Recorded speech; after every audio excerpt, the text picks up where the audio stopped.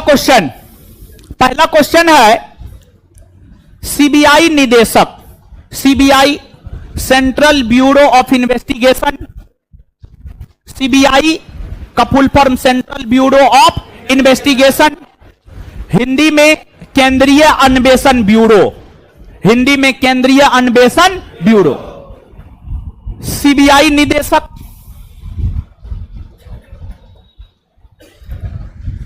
CBI निदेशक की नियुक्ति करने वाले समिति में होते हैं। देखिए, सबसे पहली बात यह है कि आपको 1962 में के संथानम की अध्यक्षता में एक कमेटी गठित किया गया था, और 1962 में के संथानम की अध्यक्षता में जो कमेटी गठित किया गया था उसे संथानम कमेटी कहा जाता है। संथानम कमेटी के सिफारिश पर, संथानम कमेटी के सिफारिश पर भ्रष्टाचार की रोकथाम हेतु, भ्रष्टाचार की रोकथाम हेतु 1963 ईस्वी में सीबीआई का गठन किया गया। 1963 ईस्वी में सीबीआई का गठन किया गया। सीबीआई का गठन भारत सरकार के केंद्रीय गृह मंत्रालय के एक आदेश के तहत किया गया। सीबीआई का गठन भारत सरकार के केंद्रीय गृह मंत्रालय के आदेश के तहत किया गया, लेकिन बाद के वर्षों में जाकर सीबीआई को भारत सरकार के कार्मिक मंत्रालय के अधीन कर दिया गया। लेकिन बाद के वर्षों में जाकर सीबीआई को भारत सरकार के कार्मिक मंत्रालय के अधीन कर दिया गया। सीबीआई में एक निदेशक होता है, एक डायरेक्टर होता है। जो सीबीआई निदेशक या सीबीआई डायरेक्टर होते हैं, इनकी नियुक्ति केंद्र सरकार के द्वारा किया जाता है। सीबीआई में जो निदेशक होते हैं, इनकी नियुक्ति केंद्र सरकार के द्वारा किया जाता है। केंद्र सरकार सीबीआई के निदेशक की नियुक्ति एक 3 सदस्यीय समिति के सिफारिश पर करते हैं। केंद्र सरकार सीबीआई के निदेशक की नियुक्ति एक 3 सदस्यीय समिति के सिफारिश पर करते हैं। जिस 3 सदस्यीय समिति के सिफारिश पर सीबीआई निदेशक की नियुक्ति की जाती है, उस 3 सदस्यीय समिति में होते हैं प्रधानमंत्री, दूसरा लोकसभा में विपक्ष का नेता, तीसरा सुप्रीम कोर्ट के मुख्य न्यायाधीश, और अगर सुप्रीम कोर्ट का मुख्य न्यायाधीश नहीं है तो सुप्रीम कोर्ट के मुख्य न्यायाधीश द्वारा नाम निर्दिष्ट वरिष्ठ न्यायाधीश। अगर मुख्य न्यायाधीश नहीं है तो सुप्रीम कोर्ट के मुख्य न्यायाधीश द्वारा नाम निर्दिष्ट सुप्रीम कोर्ट का कोई वरिष्ठ न्यायाधीश होता है। सुप्रीम कोर्ट का कोई वरिष्ठ न्यायाधीश होता है। यही तीनों को मिलाकर जो समिति बनता है, उस समिति के द्वारा जिस व्यक्ति के नाम की सिफारिश की जाती है, उस व्यक्ति को ही सीबीआई के निदेशक के तौर पर नियुक्त किया जाता है। 1963 में सीबीआई का गठन हुआ। 1963 में सीबीआई का गठन हुआ, तब से लेकर आज तक, यानी 1963 से लेकर 2023 तक टोटल 33 सीबीआई निदेशक बने हैं। जो टोटल 33 सीबीआई निदेशक बने हैं, उसमें पहला सीबीआई निदेशक बना है डीपी कोहली, और मई 2023 में सीबीआई के 33वें निदेशक बने हैं परवीन सूद बने हैं। समझ गए, परवीन सूद बने हैं। अर्थात अगर इस प्रश्न का आंसर ढूंढने के लिए जाएं तो इस प्रश्न का आंसर क्या हो जाएगा बताइए? हाँ, क्या होगा? सभी होगा? Answer D. आंसर क्या हो जाएगा? डी। डी हो जाएगा। कहां गया जी? अरे देखिए आवाज को क्या हो रहा है जी, देखिए थोड़ा सा बताइए। उधर कूलर है, इधर पंखा है, तैयो जो है वही हाल है।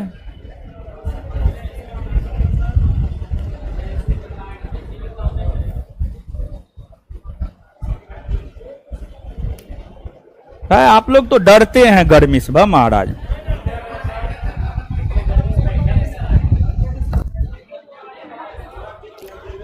अरे डरिए नहीं महाराज,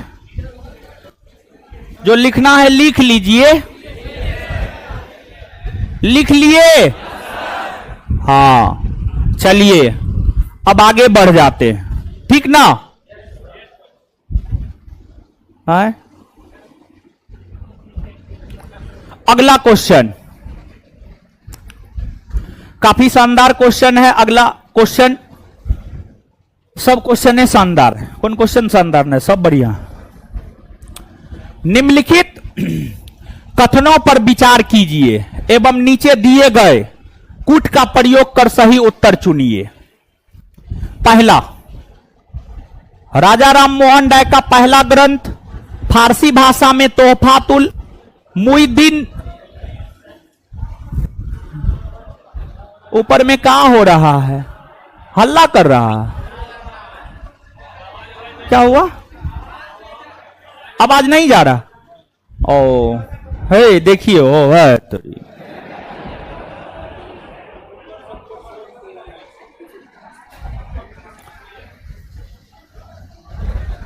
गर्मी इतना होता है सब सिस्टम ही काम करना बंद कर देता है।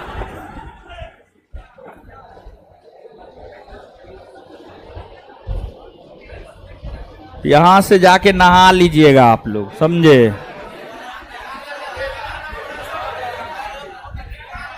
आप विश्वास कीजिएगा हम गर्मियों में 7 दिन तक नहीं नहाते हैं। विश्वास कीजिएगा, नहीं कीजिएगा, लेकिन सच में नहीं नहाते हैं। कभी कभी क्लासे रूम में नहा लेते हैं। देखिए वो आवाज को क्या हुआ है, गया है।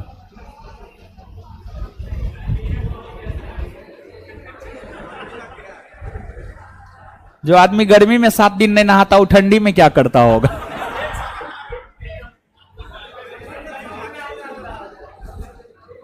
स्टूडेंट लाइफ में एक बरस ऐसा गुजरा कि हमको लगता है पूरा ठंडी नहावे नहीं किए।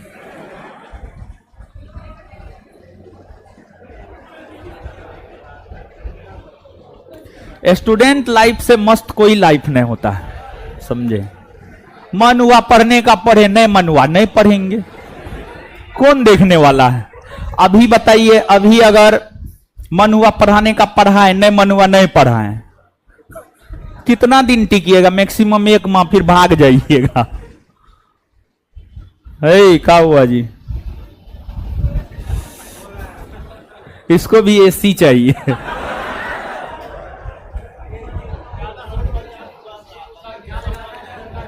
आए वहां पंखा लगाया है, वहां पे पंखा लगाया हुआ, इसलिए वो आवाज करता है क्या जी? देखिए ठीक है जी, पढ़ाए ना अब।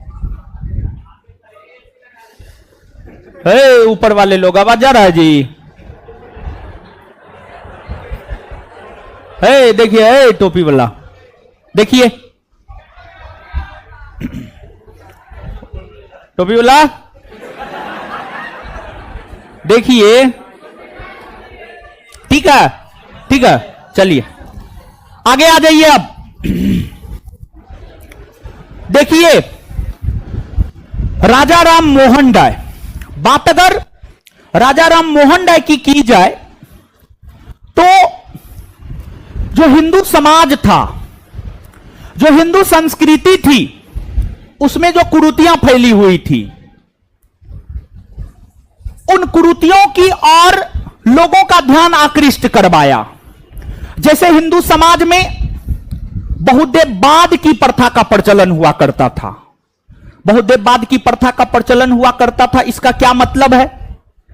इसका मतलब यह है एक से अधिक देवी देवता की पूजा करना। जैसे हिंदू समाज के लोग राम को भी पूजते हैं, कृष्ण को भी पूजते हैं, साईं को भी पूजते हैं, विष्णु को भी पूजते हैं, भगवान भोले को भी पूजते हैं, सबको पूजते हैं। तो ये जो बहुदेववाद का प्रचलन हिंदू समाज में देखने को मिलता है, इस बहुदेववाद का विरोध राजा राम मोहन राय ने किया। राजा राम मोहन राय ने एकेश्वरवाद पर बल दिया।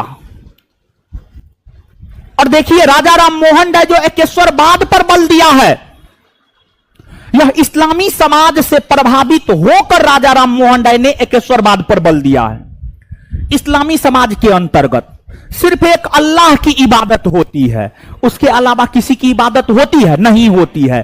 तो इस्लामी समाज में एकेश्वरवाद की प्रथा का प्रचलन देखने को मिलता है और उसी से प्रभावित होकर राजा राम मोहन राय ने हिंदू समाज में भी एकेश्वरवाद के ऊपर बल दिया। दूसरा, हिंदू समाज में मूर्ति पूजा का प्रचलन हुआ करता था। उस समय भी हुआ करता था, आज भी है। मूर्ति पूजा और बहुदेववाद हिंदू समाज का अभिन्न अंग है। जब तक यह सभ्यता रहेगी, कोई कितनों विरोध कर ले, यह समाप्त होने वाला नहीं है। ये दोनों भारत की सभ्यता के उत्पत्ति से ही हमारी संस्कृति में विद्यमान है। हड़प्पा सभ्यता से लेकर आज तक यह विद्यमान है और आगे भी यह रहेगा। तो राजा राम मोहन राय की जो पत्रिका थी तोहफातुल मुहाबदीनी नामक पत्रिका में राजा राम मोहन राय ने एकेश्वरवाद पर बल दिया, मूर्ति पूजा का विरोध किया। एकेश्वरवाद पर बल दिया और मूर्ति पूजा का विरोध किया। और जब यह सब काम राजा राम मोहन राय करने लगे, तो राजा राम मोहन राय के पिता ने ही राजा राम मोहन राय का विरोध किया। फिर राजा राम मोहन राय घर छोड़ दिए और एक अंग्रेज अधिकारी जॉन डिग्बी की सेवा में नियुक्त हो गए। जॉन डिग्बी के सेवा में नियुक्त हो गए थे राजा राम मोहन राय, समझ गए। और आप सब लोग जानते हैं, राजा राम मोहन राय को इतिहास सती प्रथा का अंत करवाने के लिए याद करता है। राजा राम मोहन राय की अपनी भाभी हुआ करती थी, उसको सती होना पड़ा था और उस भाभी से राजा राम मोहन राय को काफी लगाव था।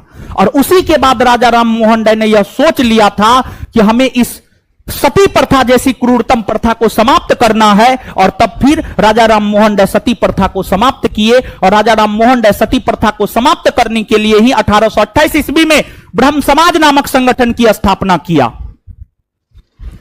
और जो ब्रह्म समाज है, ब्रह्म समाज की स्थापना 1828 ईस्वी में हुई। कालांतर में जाकर राजा राम मोहन राय के द्वारा स्थापित ब्रह्म समाज 2 बार विभाजित हुआ।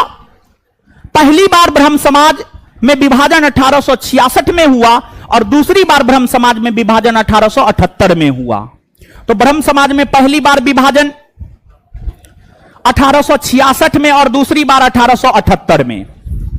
अब यहां पर हम आएंगे, लेकिन उससे पहले स्टेटमेंट नंबर 1 को पढ़िए और बताइए स्टेटमेंट नंबर 1 सही है या गलत? आए सही है ना जी? चलिए अब आगे सुनिएगा ध्यान से। राजा राम मोहन राय के द्वारा स्थापित ब्रह्म समाज पहली बार 1866 में विभाजित हुआ। अब प्रश्न यह उठता है कि क्यों विभाजित हुआ? तो इसका उत्तर आप ध्यान से सुनिएगा। देखिए, राजा राम मोहन राय के निधन होने के बाद ब्रह्म समाज का नेतृत्व देवेंद्रनाथ टैगोर ने संभाला था। देवेंद्रनाथ टैगोर के बाद केशव चंद्र सेन ने संभाला था। केशव चंद्र सेन यह चाहता था कि ब्रह्म समाज की विचारधारा का प्रचार प्रसार वैश्विक स्तर पर हो। केशव चंद्र सेन यह चाहता था कि ब्रह्म समाज की विचारधारा का प्रचार प्रसार वैश्विक स्तर पर हो। लेकिन देवेंद्रनाथ टैगोर यह चाहते थे कि ब्रह्म समाज भारत तक ही सीमित रहे। इस बात को लेकर ही दोनों के बीच मतभेद हो गया। इस बात को लेकर ही दोनों के बीच मतभेद हो गया और फिर ब्रह्म समाज में विभाजन हुआ, और जब ब्रह्म समाज में विभाजन हुआ तो भारतीय ब्रह्म समाज बना, और जो भारतीय ब्रह्म समाज बना, भारतीय ब्रह्म समाज के संस्थापक केशव चंद्र सेन को माना जाता है। भारतीय ब्रह्म समाज का संस्थापक किसको माना जाता है? केशव चंद्र सेन। केशव चंद्र सेन।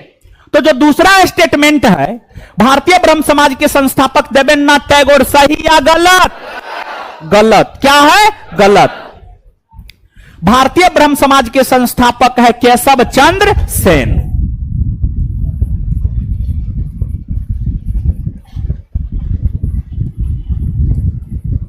केशव चंद्र सेन। इसके बाद आगे आइएगा, तीसरा नंबर, ब्रह्मनिकल मैगजीन, अंग्रेजी के संपादक, यानी ब्रह्मनिकल एक प्रकार का मैगजीन था जो अंग्रेजी भाषा में छपता था। इसके संपादक केशव चंद्र सेन थे? नहीं, इसके संपादक केशव चंद्र सेन नहीं थे, बल्कि इसके संपादक थे राजा राम मोहन राय। कौन थे संपादक? राजा राम मोहन राय। राजा राम मोहन राय। इसके बाद अब आगे आप सुनिएगा, सुन रहे हैं? सुनिए। ब्रह्म समाज में दूसरी बार विभाजन 1878 में हुआ, और ब्रह्म समाज में दूसरी बार विभाजन जब 1878 में हुआ तो साधारण ब्रह्म समाज बना, और साधारण ब्रह्म समाज के संस्थापक आनंद मोहन बोस को माना जाता है। किसको माना जाता है? आनंद मोहन बोस। अब प्रश्न यह उठता है कि ब्रह्म समाज में दूसरी बार विभाजन क्यों हुआ? तो क्यों हुआ उसका उत्तर दे रहे हैं, ध्यान से सुनिएगा। देखिए, एगो केशव चंद्र सेन था। केशव चंद्र सेन के प्रयास से 1872 ईस्वी में ब्रह्म विवाह अधिनियम पारित हुआ। ब्रह्म विवाह अधिनियम पारित हुआ। केशव चंद्र सेन के प्रयास से 1872 ईस्वी में ब्रह्म विवाह अधिनियम पारित हुआ। इस अधिनियम के तहत लड़की और लड़का के विवाह के न्यूनतम उम्र को निर्धारित किया गया, और इस एक्ट के तहत लड़की के विवाह के न्यूनतम उम्र को 14 वर्ष और लड़का के विवाह के न्यूनतम उम्र को 18 वर्ष निर्धारित किया गया। लेकिन देखिए, यह अधिनियम पारित करवाया केशव चंद्र सेन ने, लेकिन केशव चंद्र सेन ने ही इस अधिनियम का विरोध कर दिया, इस अधिनियम का उल्लंघन कर दिया। विरोध नहीं, उल्लंघन कर दिया। केशव चंद्र सेन ने ही इस अधिनियम का उल्लंघन कर दिया। कैसे यह बात कह सकते हैं? यह बात इस आधार पर कह सकते हैं, केशव चंद्र सेन अपनी मात्र 12 वर्षीय पुत्री का विवाह कूच बिहार के राजकुमार से कर दिया। कूच बिहार बंगाल में पड़ता है, वहां के राजकुमार से। कूच बिहार बंगाल में पड़ता है। का हो रहा है?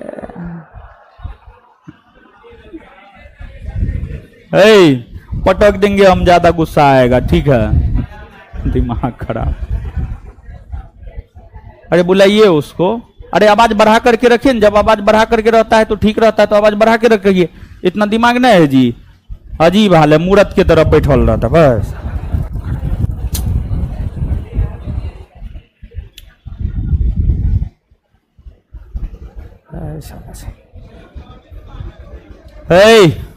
शांत रहिए।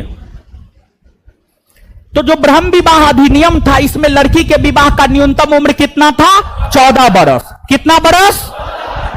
लेकिन केशव चंद्र सेन ने अपनी कितना वर्षीय बेटी का विवाह किया? 12 वर्षीय। मतलब इस अधिनियम का उल्लंघन हुआ या नहीं हुआ? हुआ ना।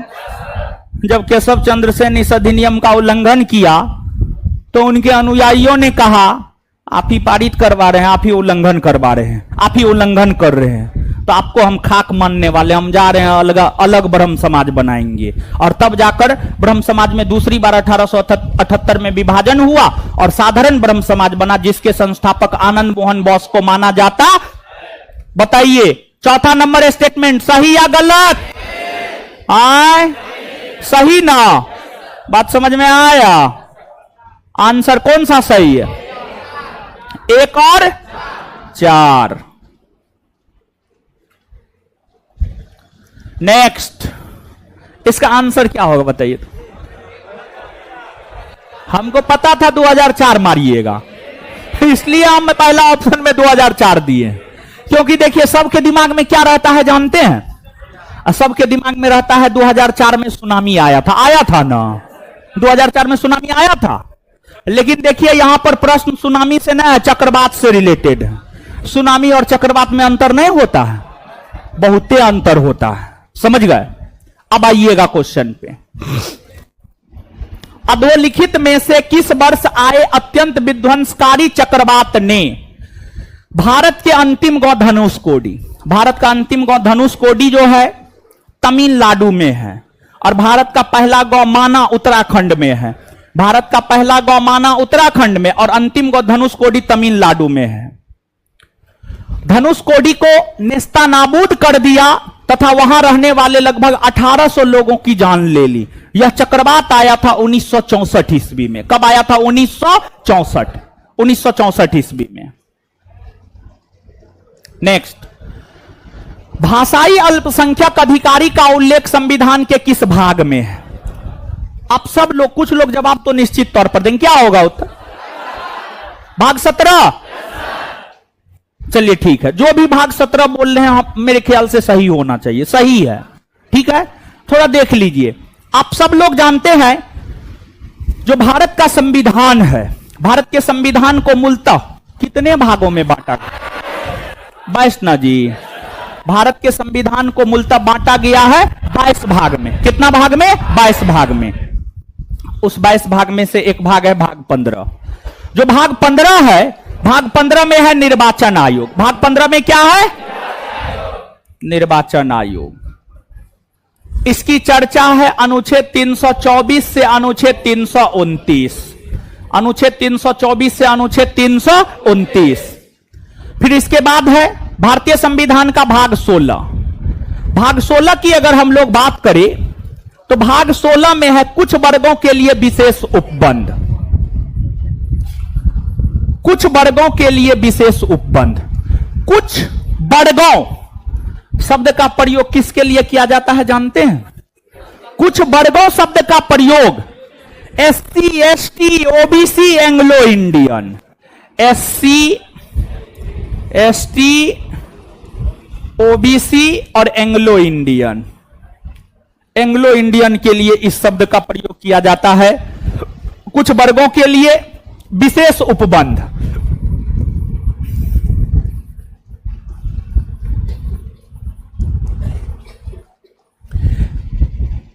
की चर्चा भाग 16 में है, और भाग 16 के अंतर्गत अगर बात अनुच्छेदों की करें तो अनुच्छेद 330 से लेकर 342, अनुच्छेद 330 से लेकर 342, जैसे इन्हीं अनुच्छेदों में आप पाएंगे SC, ST के लिए लोकसभा में सीट आरक्षित है। अनुच्छेद 330 SC, ST के लिए विधानसभा में सीट आरक्षित है। अनुच्छेद 332 राष्ट्रपति 2 गो एंग्लो इंडियन को लोकसभा में नियुक्त करता है। अनुच्छेद 331 ये सब प्रावधान इसी में है। तो कुछ वर्गों शब्द का प्रयोग SC, ST, OBC और एंग्लो इंडियन के लिए किया जाता है, ठीक है। इसके बाद भाग 17। भाग 17 की अगर हम लोग बात करें तो इसमें राजभाषा आयोग है। क्या है? राजभाषा आयोग। और राजभाषा आयोग की अगर हम लोग बात करें तो इसकी चर्चा है अनुच्छेद 343 से लेकर के 351। इसके बाद आगे है भाग 18। अगर भाग 18 की हम लोग बात करें तो जो भाग 18 है इसमें है आपात उपबंध। क्या है? आपात उपबंध। और जो आपात उपबंध है, आपात उपबंध की चर्चा है अनुच्छेद 352 से अनुच्छेद 360। अब देखिएगा, भाषाई अल्पसंख्यक अधिकारी, अगर आप भारत के संविधान को पढ़ेंगे तो भारत के संविधान के अनुच्छेद 350 बी या अनुच्छेद 350 ख या अनुच्छेद 350 बी में भाषाई अल्पसंख्यक अधिकारी के विषय में चर्चा देखने को मिलता है। अब जो अनुच्छेद 350 का ख या बी है, यह अनुच्छेद 343 से 351 के बीच में आएगा या नहीं आएगा? एकदम से आएगा। अर्थात इस प्रश्न का जो उत्तर होगा, इस प्रश्न का उत्तर होगा बी, भाग 17। यानी आप लोगों ने जो उत्तर दिया था वो क्या था? सही था।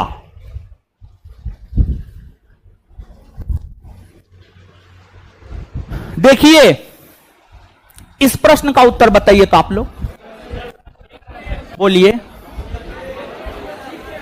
बोलिए नो। ए के पक्ष में कितने लोग हैं? अधिकतर लोग हैं। चलिए ठीक है। देखिए ध्यान दीजिएगा, इस क्वेश्चन का कीवर्ड क्या है जानते हैं? देखिए, हर क्वेश्चन कुछ ना कुछ आपको संदेश जरूर देता है, बस उसको समझने की जरूरत है। इस क्वेश्चन का कीवर्ड है बंगाल। बंगाल। देखिए, अगर प्रश्न यह रहता, बंगाल नहीं रहता, अगर प्रश्न में बंगाल नहीं रहता बल्कि बंगाल के जगह भारत रहता, बल्कि बंगाल के जगह क्या रहता? भारत। और भारत में मुस्लिम पुनर्जागरण का पिता किसे कहा जाता है? यह भी एक क्वेश्चन है और यह पूछा जाता है। भारत में मुस्लिम पुनर्जागरण का पिता कहा जाता है सर सैयद अहमद खां। सर सैयद अहमद खां ने पूरे भारतवर्ष के भीतर इस्लामी समाज के लोगों को जागृत या जागरूक करने का काम किया, जिस वजह से भारत में मुस्लिम पुनर्जागरण का पिता सर सैयद अहमद खां को कहा जाता है। लेकिन यहां पर भारत शब्द नहीं है, बल्कि यहां पर क्या है? बंगाल। अगर बात बंगाल की करें तो बंगाल के मुसलमानों को जिसने जागरूक किया उसका नाम था अब्दुल लतीफ। उसका नाम था अब्दुल लतीफ। अब्दुल लतीफ ने बंगाल के मुसलमानों को जागरूक किया, उसे शिक्षित करने का प्रयास किया, उनकी सोच को आधुनिक बनाने का प्रयास किया, जिस कारण बंगाल के संदर्भ में मुस्लिम पुनर्जागरण का पिता अब्दुल लतीफ को कहा जाता है। और अब्दुल लतीफ ने ही 1863 ईस्वी में Mohammedan literary society, Mohammedan literary society की स्थापना 1863 ईस्वी में अब्दुल लतीफ ने ही किया। और पूरे बंगाल के संदर्भ में मुस्लिमों के लिए राजा राम मोहन राय अब्दुल लतीफ को कहा जाता है, और पूरे भारत के संदर्भ में मुसलमानों के लिए राजा राम मोहन राय सर सैयद अहमद खां को कहा जाता है। बात समझ पा रहे हैं? तो उत्तर क्या होगा? बी। क्या होगा उत्तर? बी। कोई कंफ्यूजन नहीं ना है? हाँ, नहीं रहना चाहिए। ठीक है। तो क्वेश्चन का कीवर्ड था बंगाल।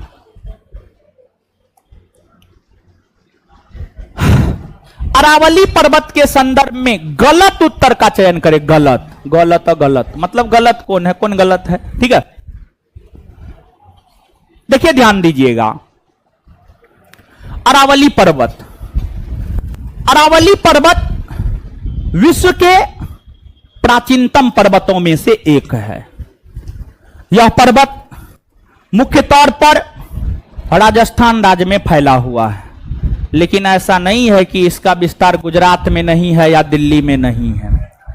गुजरात में भी है इसका विस्तार और दिल्ली में भी है, लेकिन मुख्य तौर पर इसका विस्तार है राजस्थान में। कहां है? राजस्थान। और यह विश्व के प्राचीनतम अवशिष्ट पर्वतों में से एक है।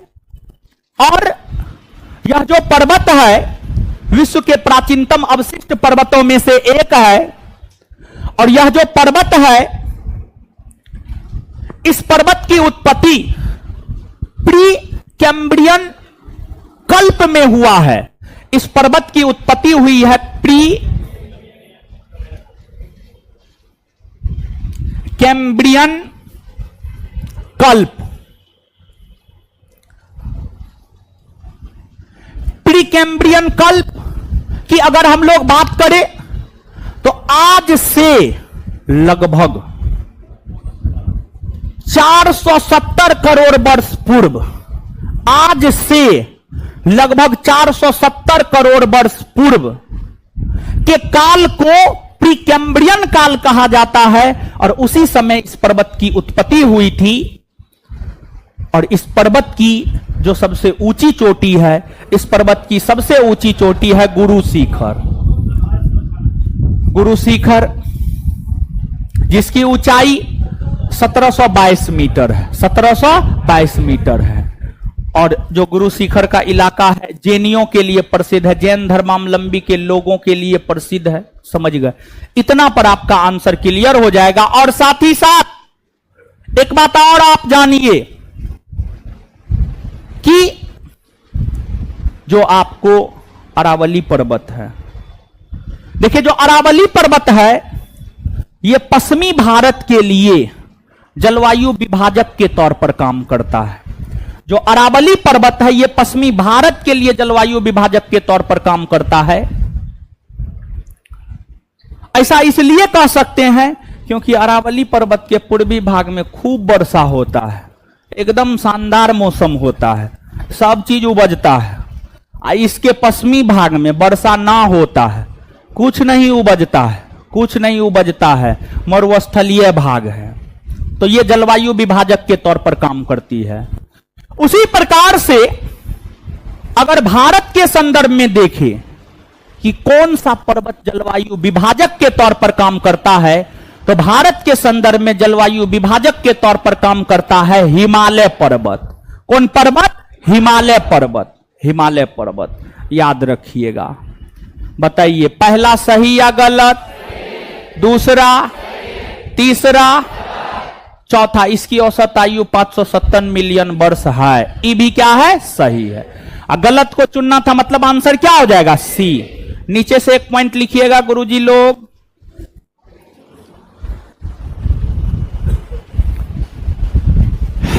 लिखिएगा भारत के लिए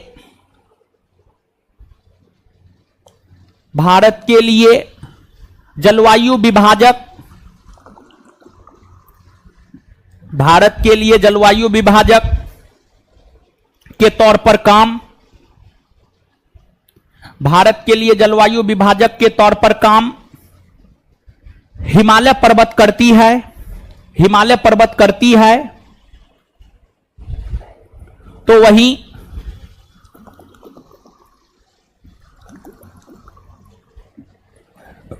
पश्चिमी भारत के लिए, तो वहीं पश्चिमी भारत के लिए, तो वहीं पश्चिमी भारत के लिए जलवायु विभाजक के तौर पर काम, तो वहीं पश्चिमी भारत के लिए जलवायु विभाजक के तौर पर काम अरावली पर्वत करती है। अरावली पर्वत करती है। अरावली पर्वत करती है। इस पर्वत का निर्माण प्री कैम्ब्रियन काल में हुआ है। इस पर्वत का निर्माण प्री कैम्ब्रियन काल में हुआ है। इस पर्वत का निर्माण प्री कैम्ब्रियन काल में हुआ है। इस पर्वत का निर्माण प्री कैम्ब्रियन काल में हुआ है।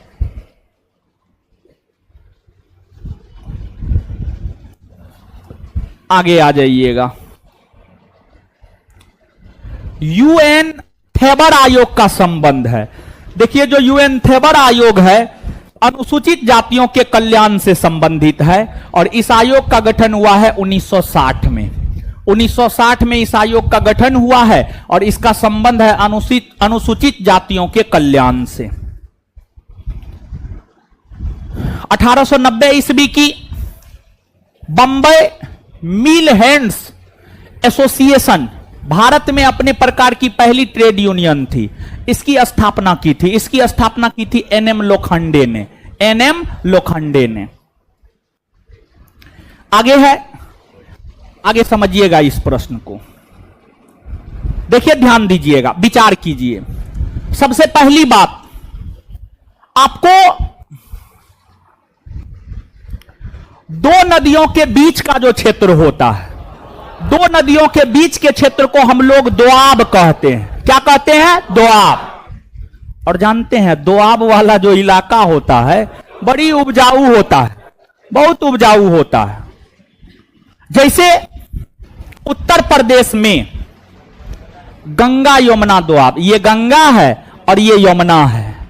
उत्तर प्रदेश में ये गंगा है और ये यमुना है। गंगा यमुना दोआब उत्तर प्रदेश में है और विशेष तौर पर पश्चिमी उत्तर प्रदेश में है। पश्चिमी उत्तर प्रदेश में गंगा यमुना दोआब है और इसी वजह से पश्चिमी उत्तर प्रदेश का भूमि काफी उपजाऊ है और यही कारण है पश्चिमी उत्तर प्रदेश के किसान काफी संपन्न हैं। ये सब जो राकेश टिकैत सबका नाम सुने, वो पश्चिमी उत्तर प्रदेश का ना है जी, बहुत संपन्न है इस पश्चिमी उत्तर प्रदेश के किसान सब। दोआब इलाका है, उपजाऊ इलाका है। इसके बाद जो है उसी प्रकार से सबसे ज्यादा दोआब जो है ना पंजाब के क्षेत्र में मिलेगा। पंजाब से होकर 5 नदी गुजरती है ना जी, सतलज हो गया, ब्यास हो गया, राबी हो गया, ये सब गुजरती है कि नहीं गुजरती है? गुजरती है ना, गुजरती है। तो सबसे ज्यादा दोआब यहां पर मिलेगा और यहां की भूमि भी काफी अधिक उपजाऊ है। हाँ या ना? हाँ, एकदम से हाँ। उसी प्रकार से जब आप दक्षिण भारत में आएंगे तो दक्षिण भारत में एगो कृष्णा नदी है, ई कृष्णा नदी है और कृष्णा नदी की एगो सहायक नदी है तुंगभद्रा नदी। ई तुंगभद्रा नदी है। ये जो कृष्णा और तुंगभद्रा नदी के बीच का क्षेत्र है इसको रायचूर दोआब कहते हैं। क्या कहते हैं? रायचूर दोआब। और ये जो रायचूर दोआब का इलाका है काफी उपजाऊ इलाका है और इस रायचूर दोआब के विषय में यह कहा जाता है कि रायचूर दोआब दक्षिण भारत को 2 भाग में बांटता है। रायचूर दोआब के ऊपर जाइएगा दक्कन का प्रदेश और नीचे आइएगा तमिलकम प्रदेश। जैसे आप जानते हैं भारत को 2 भाग में कौन पर्वत बांटता है? विंध्याचल पर्वत श्रेणी। कौन बांटता है? विंध्याचल पर्वत श्रेणी। भारत के मध्य से होकर विंध्याचल पर्वत श्रेणी गुजरती है जो भारत को 2 भाग में बांटती है, उत्तरी भारत और दक्षिणी भारत। उसी प्रकार से रायचूर दोआब दक्षिण भारत को 2 भाग में बांटती है। इससे ऊपर जाइएगा दक्कन का प्रदेश, नीचे आइएगा तमिलकम प्रदेश। तो जो रायचूर दोआब है कृष्णा और तुंगभद्रा नदी के बीच का दोआब काफी उपजाऊ क्षेत्र है। विजयनगर बहमनी साम्राज्य के बीच संघर्ष होता था जी, इस रायचूर दोआब को लेकर भी संघर्ष होता था। इतना पर पहला नंबर स्टेटमेंट क्लियर होना चाहिए कि रायचूर दोआब कृष्णा एवं तुंगभद्रा नदी के मध्यवर्ती क्षेत्र को कहा जाता है। हाँ या ना? हाँ।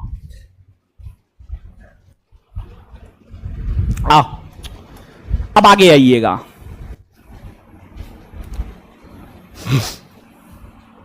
देखिए ध्यान दीजिएगा, भारत है ना हो, भारत के उत्तरी भाग में आएंगे ना तो भारत के उत्तरी भाग में पर्वत मिलेगा। भारत के मध्य भाग में आएंगे तो मैदान मिलेगा। अब भारत के दक्षिणी भाग में आएंगे तो पठार मिलेगा। भारत के दक्षिणी भाग में पठार ही पठार है। आंध्रा का पठार है, कर्नाटका का पठार है,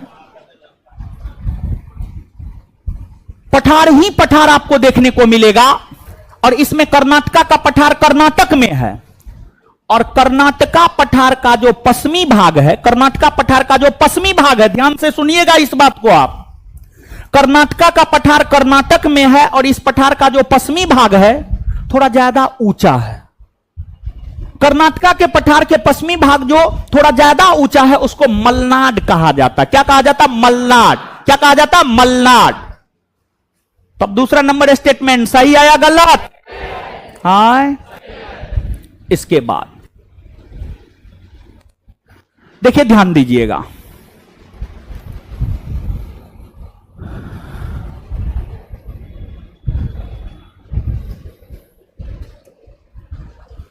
देखिए आपको जो है गंगा नदी। गंगा नदी का नाम आपने सुना है? गंगा नदी, ये गंगा नदी है। कौन नदी है? और गंगा की बहुत सारी सहायक नदियां हैं, जैसे गोमती, घाघरा, गंडक, कोसी, महानंदा, सोन, यमुना, सब गंगा की सहायक नदी। हाँ या ना? और ये जो इलाका है गंगा और उसकी सहायक नदियों का जो क्षेत्र है, ये भारत का मध्यवर्ती क्षेत्र है। और भारत के मध्यवर्ती क्षेत्र में गंगा और उसकी सहायक नदियां बहती है। गंगा की जो सहायक नदियां हैं वो अपने मार्ग में काफी ज्यादा परिवर्तन करती है। और गंगा की सहायक नदियों में एगो कोसी है जो मार्ग परिवर्तन करने में माहिर है। पूरे विश्व में सबसे ज्यादा मार्ग परिवर्तन करने वाली नदी कौन है? कोसी। कौन है? कोसी। समझ गए? कोसी नदी है। और कोसी नदी में हमेशा बाढ़ आता है। कोसी नदी में हमेशा बाढ़ आता है, जिस वजह से बाढ़ को नियंत्रित करने के लिए ही कोसी नदी पर एक बांध बनाया गया है जिसे कोसी परियोजना कहा जाता है। लेकिन फिर भी कंट्रोल हो नहीं रहा है बाढ़। और देखिए, आपको गंगा तथा उसकी सहायक नदियों के द्वारा जो काफी ज्यादा मार्ग परिवर्तन किया जाता है, इसको लेकर इस मध्यवर्ती इलाका में कुछ विशेष प्रकार के झील देखने को मिलते हैं, जिसको गोखूर झील कहा जाता है। देखिए, गोखूर झील, गोखूर झील उस झील को कहा जाता है जिस झील की आकृति इस प्रकार से होती है, गाय के खूर के समान होता है।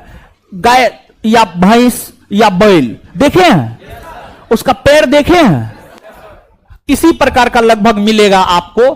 तो इन नदियों के द्वारा इस प्रकार के झील के निर्माण किए जाते हैं। तो ये जो स्टेटमेंट है, मध्यवर्ती गंगा के मैदान में गोखूर झील बहुतायत मतलब बहुत अधिक संख्या में पाए जाते हैं, क्योंकि इस भाग में नदियां विसर्प करती है, नदियां मार्ग में काफी अधिक परिवर्तन करती है। सही है ये भी। भारत के तटीय मैदान का निर्माण केवल नदियों के निक्षेपण से हुई है। गलत है या सही? गलत है। गलत है। कैसे गलत है अब आप समझिएगा। एक तो इस स्टेटमेंट का कीवर्ड है केवल। अगर इसमें केवल शब्द नहीं होता तब यह सही हो जाता, लेकिन केवल शब्द इसको ले दे करके काम खत्म कर दिया है। अब समझिएगा आप।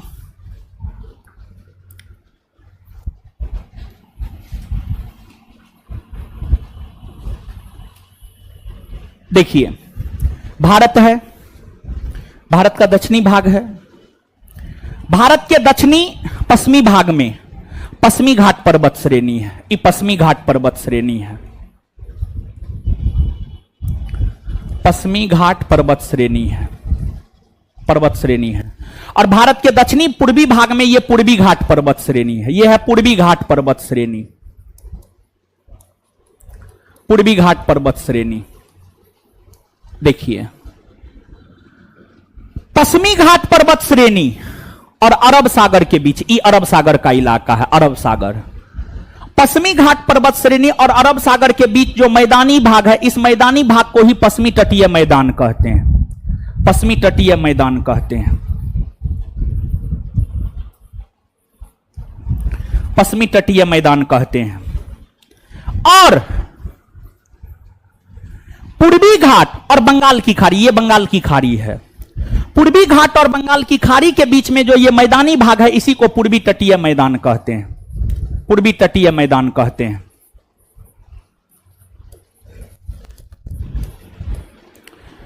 अब प्रश्न ये उठता है कि पूर्वी तटीय मैदान और पश्चिमी तटीय मैदान का निर्माण कैसे होता है। देखिए, एगो बात हमेशा ध्यान में रखिए, किसी भी मैदान का जो निर्माण होता है, नदियों के द्वारा बहाकर लाए गए अवसादों के निक्षेपण से मैदान का निर्माण होता है।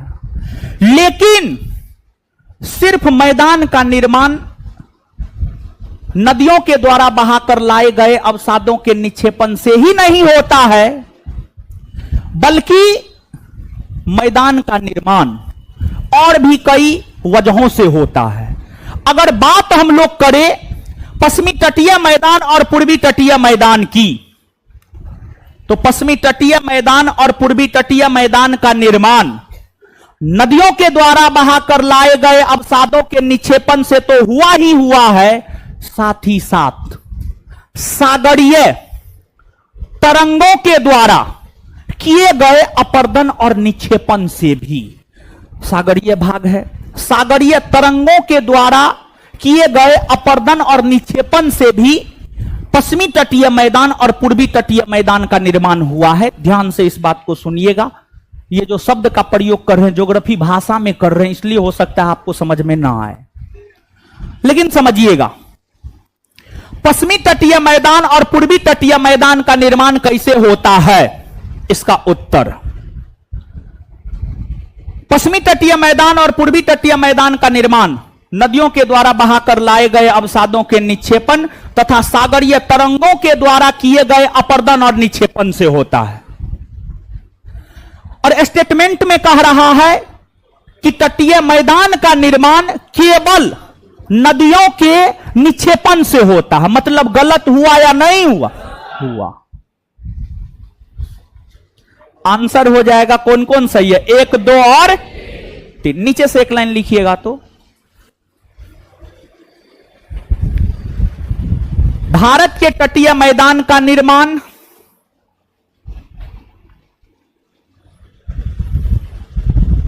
भारत के तटीय मैदान का निर्माण भारत के तटीय मैदान का निर्माण भारत के तटीय मैदान का निर्माण नदियों के निक्षेपण और नदियों के निक्षेपण और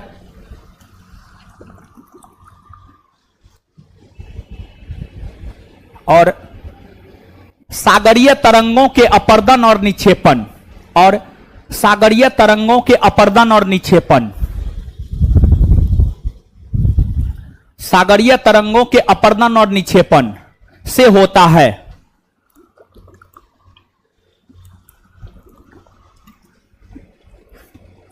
सागरीय तरंगों के अपर्दन और निक्षेपण से होता है। सागरीय तरंगों के अपर्दन और निक्षेपण से होता है। चलिए आगे आ जाइए। पंचायतों के विघटन होने के कितने समय के अंदर चुनाव कराना आवश्यक है? 6 माह। कितना माह? 6 माह। लेकिन एगो बात बताइए, अगर पंचायत भंग हुआ और कार्यकाल मात्र 6 माह बाकी है, तब चुनाव होगा? नहीं होगा। इस स्थिति में चुनाव, इसके बाद एगो बात और बताइए, यहां पर कुछ चीज बताइए आप लोग। राष्ट्रपति का पद रिक्त होने की स्थिति में कितने माह के भीतर चुनाव होना आवश्यक? 6 माह। कितना माह? इसके बाद लोकसभा भंग होने की स्थिति में कितने माह के भीतर चुनाव होना आवश्यक? कितना? 6। विधानसभा भंग होने की स्थिति में कितने माह के भीतर चुनाव होना आवश्यक है? कितना माह?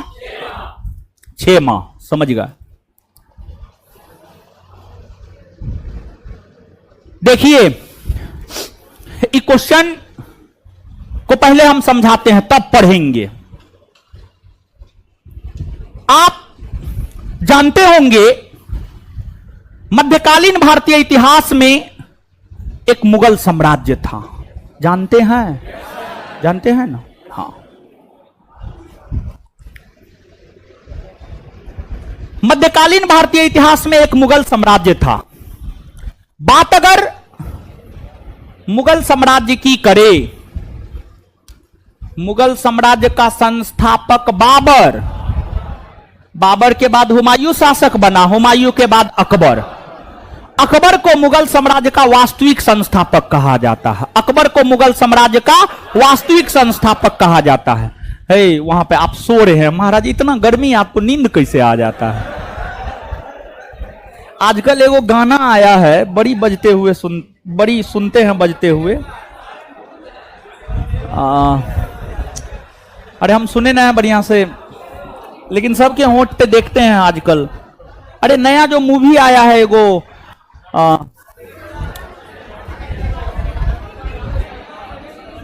कौन हीरोइन है? अरे कैटरीना कैफ का पति कौन है? विकी कौशल। विकी कौशल और सारा अली खान का मूवी आया है ना? उसमें एक कोई गाना है जो आजकल आप लोगों के होंठ पे है। क्या है बोलिए तो? क्या तोरी नहीं बोल रहे हैं आप। जो गाना हम सुनना चाह रहे हो आप बोल नहीं रहे। हाँ, एक बार फिर से बोलिए तो। तू है तो और क्या चाहिए? बताइए महाराज, इतना गर्मी आप सो कैसे लेते हैं? तो मतलब आप ये सोच रहे हैं कि गर्मी है तो और क्या चाहिए सोने के लिए ना? हाँ सुनिए अब। हाँ, वो सब चक्कर में मत पड़िए, समझे? वो सब फिल्मी जीवन में सही है कि तू है तो और क्या चाहिए, समझे? रियल लाइफ में उससे कुछ नहीं होना जानी है। रियल लाइफ में उसके अलावा भी बहुत कुछ चाहिए, समझ गए? अरे कितना भूखे प्यासे कितना दिन तक प्यार कर पाइएगा? ये सब फालतू फालतू गाना, मीनिंगलेस गाना सब। मुगल साम्राज्य, देखिए मुगल साम्राज्य का संस्थापक भले ही बाबर को कहा जाता हो, लेकिन मुगल साम्राज्य का वास्तविक संस्थापक कहा जाता है अकबर को, क्योंकि अकबर ने मुगल साम्राज्य के सीमा का विस्तार किया। और अकबर ने मुगल साम्राज्य के सीमा का विस्तार किया, और अकबर ने सीमा का विस्तार करने के बाद मुगल साम्राज्य में बेहतर प्रशासन हो सके, इसको लेकर अकबर ने मुगल साम्राज्य का विभाजन प्रांतों में किया। सर्वप्रथम अकबर ने ही मुगल साम्राज्य का विभाजन प्रांत में किया। अकबर ने मुगल साम्राज्य का विभाजन किसमें किया? प्रांत में।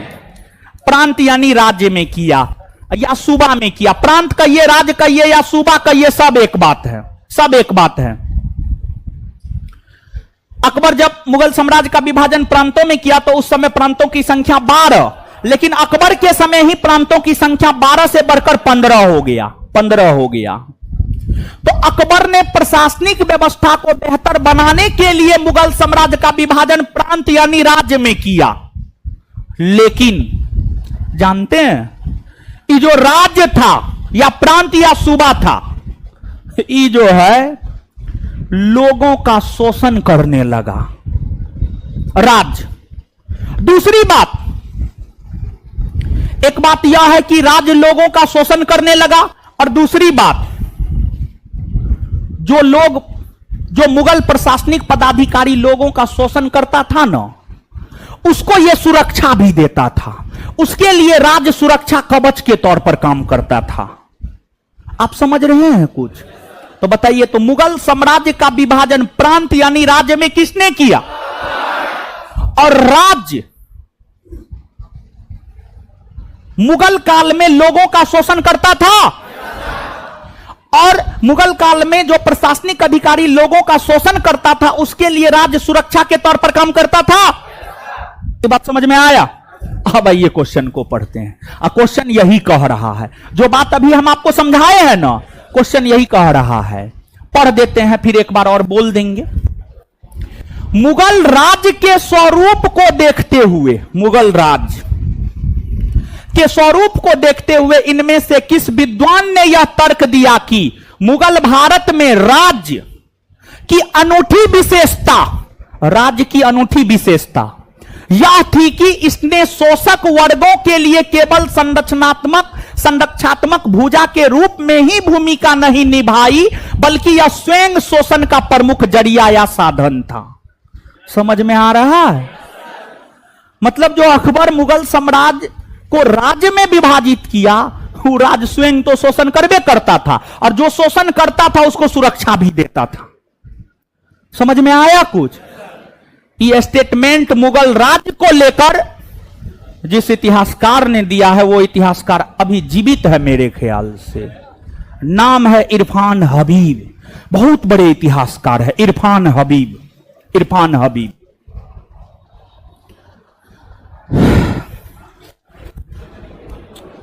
नीचे से एक पॉइंट लिखिएगा। सर्वप्रथम मुगल साम्राज्य का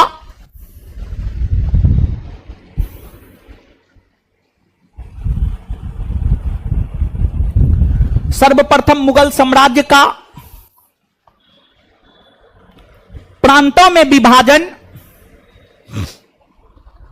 सर्वप्रथम मुगल साम्राज्य का प्रांतों में विभाजन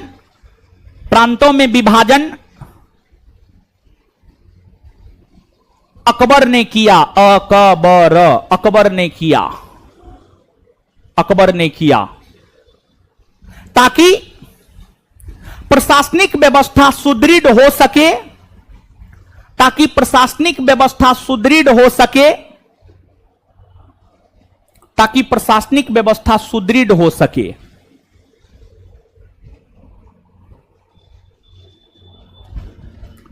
चलिए, निम्नलिखित में से कौन सही सुमेलित नहीं है, मतलब कौन गलत है? गलत है। कौन गलत है? शहर और नदी। देखिए, जो शहर है ना, ये सब जानते हैं औद्योगिक नगर है सब। सिंदरी झारखंड में स्थित एक औद्योगिक नगर है जो दामोदर नदी के तट पर स्थित है, यह सही है। मदुरई तमिलनाडु में स्थित एक औद्योगिक नगर है जो वेगई नदी के तट पर है। आइजोल मिजोरम की राजधानी ना आइजोल जी, मिजोरम की राजधानी आइजोल, ये धलेश्वरी नदी के तट पर है, धलेश्वरी नदी। कोरबा तेल नदी के तट पर है, नहीं, कोरबा छत्तीसगढ़ में है, छत्तीसगढ़ का एक औद्योगिक नगर है।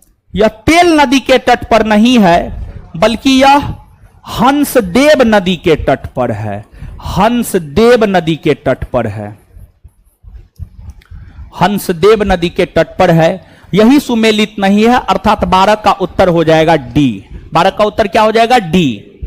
अब गुरुजी लोग थोड़ा सा सुनिएगा, एमपीपीसीएस, बीपीएससी, बिहार दरोगा, एमपीपीसीएस ने इस प्रश्न को पूछा है कोरबा कौन नदी के तट पर है, तो उत्तर हो जाएगा हंसदेव। बीपीएससी ने पूछा है तेल किसकी सहायक नदी है, तो तेल महानदी की सहायक नदी है। बीपीएससी 60 से 62 में पूछा था 2016 में, और 2018 में 1717 पोस्ट के लिए बिहार दरोगा का परीक्षा हुआ था, उसमें बिहार दरोगा पूछ दिया तेल किसकी सहायक नदी है। अर्थात यहां से एक हमें मार्गदर्शन मिलता है कि बीपीएससी के पूछे हुए क्वेश्चन बिहार दरोगा पूछता है, समझ गए? तो बिहार दरोगा की तैयारी करने वाले छात्र और छात्राओं से आग्रह है कि बीपीएससी का क्वेश्चन बैंक आप निश्चित तौर पर कर ले। बाद बाकी कहना मेरा काम है, करना आपका काम है।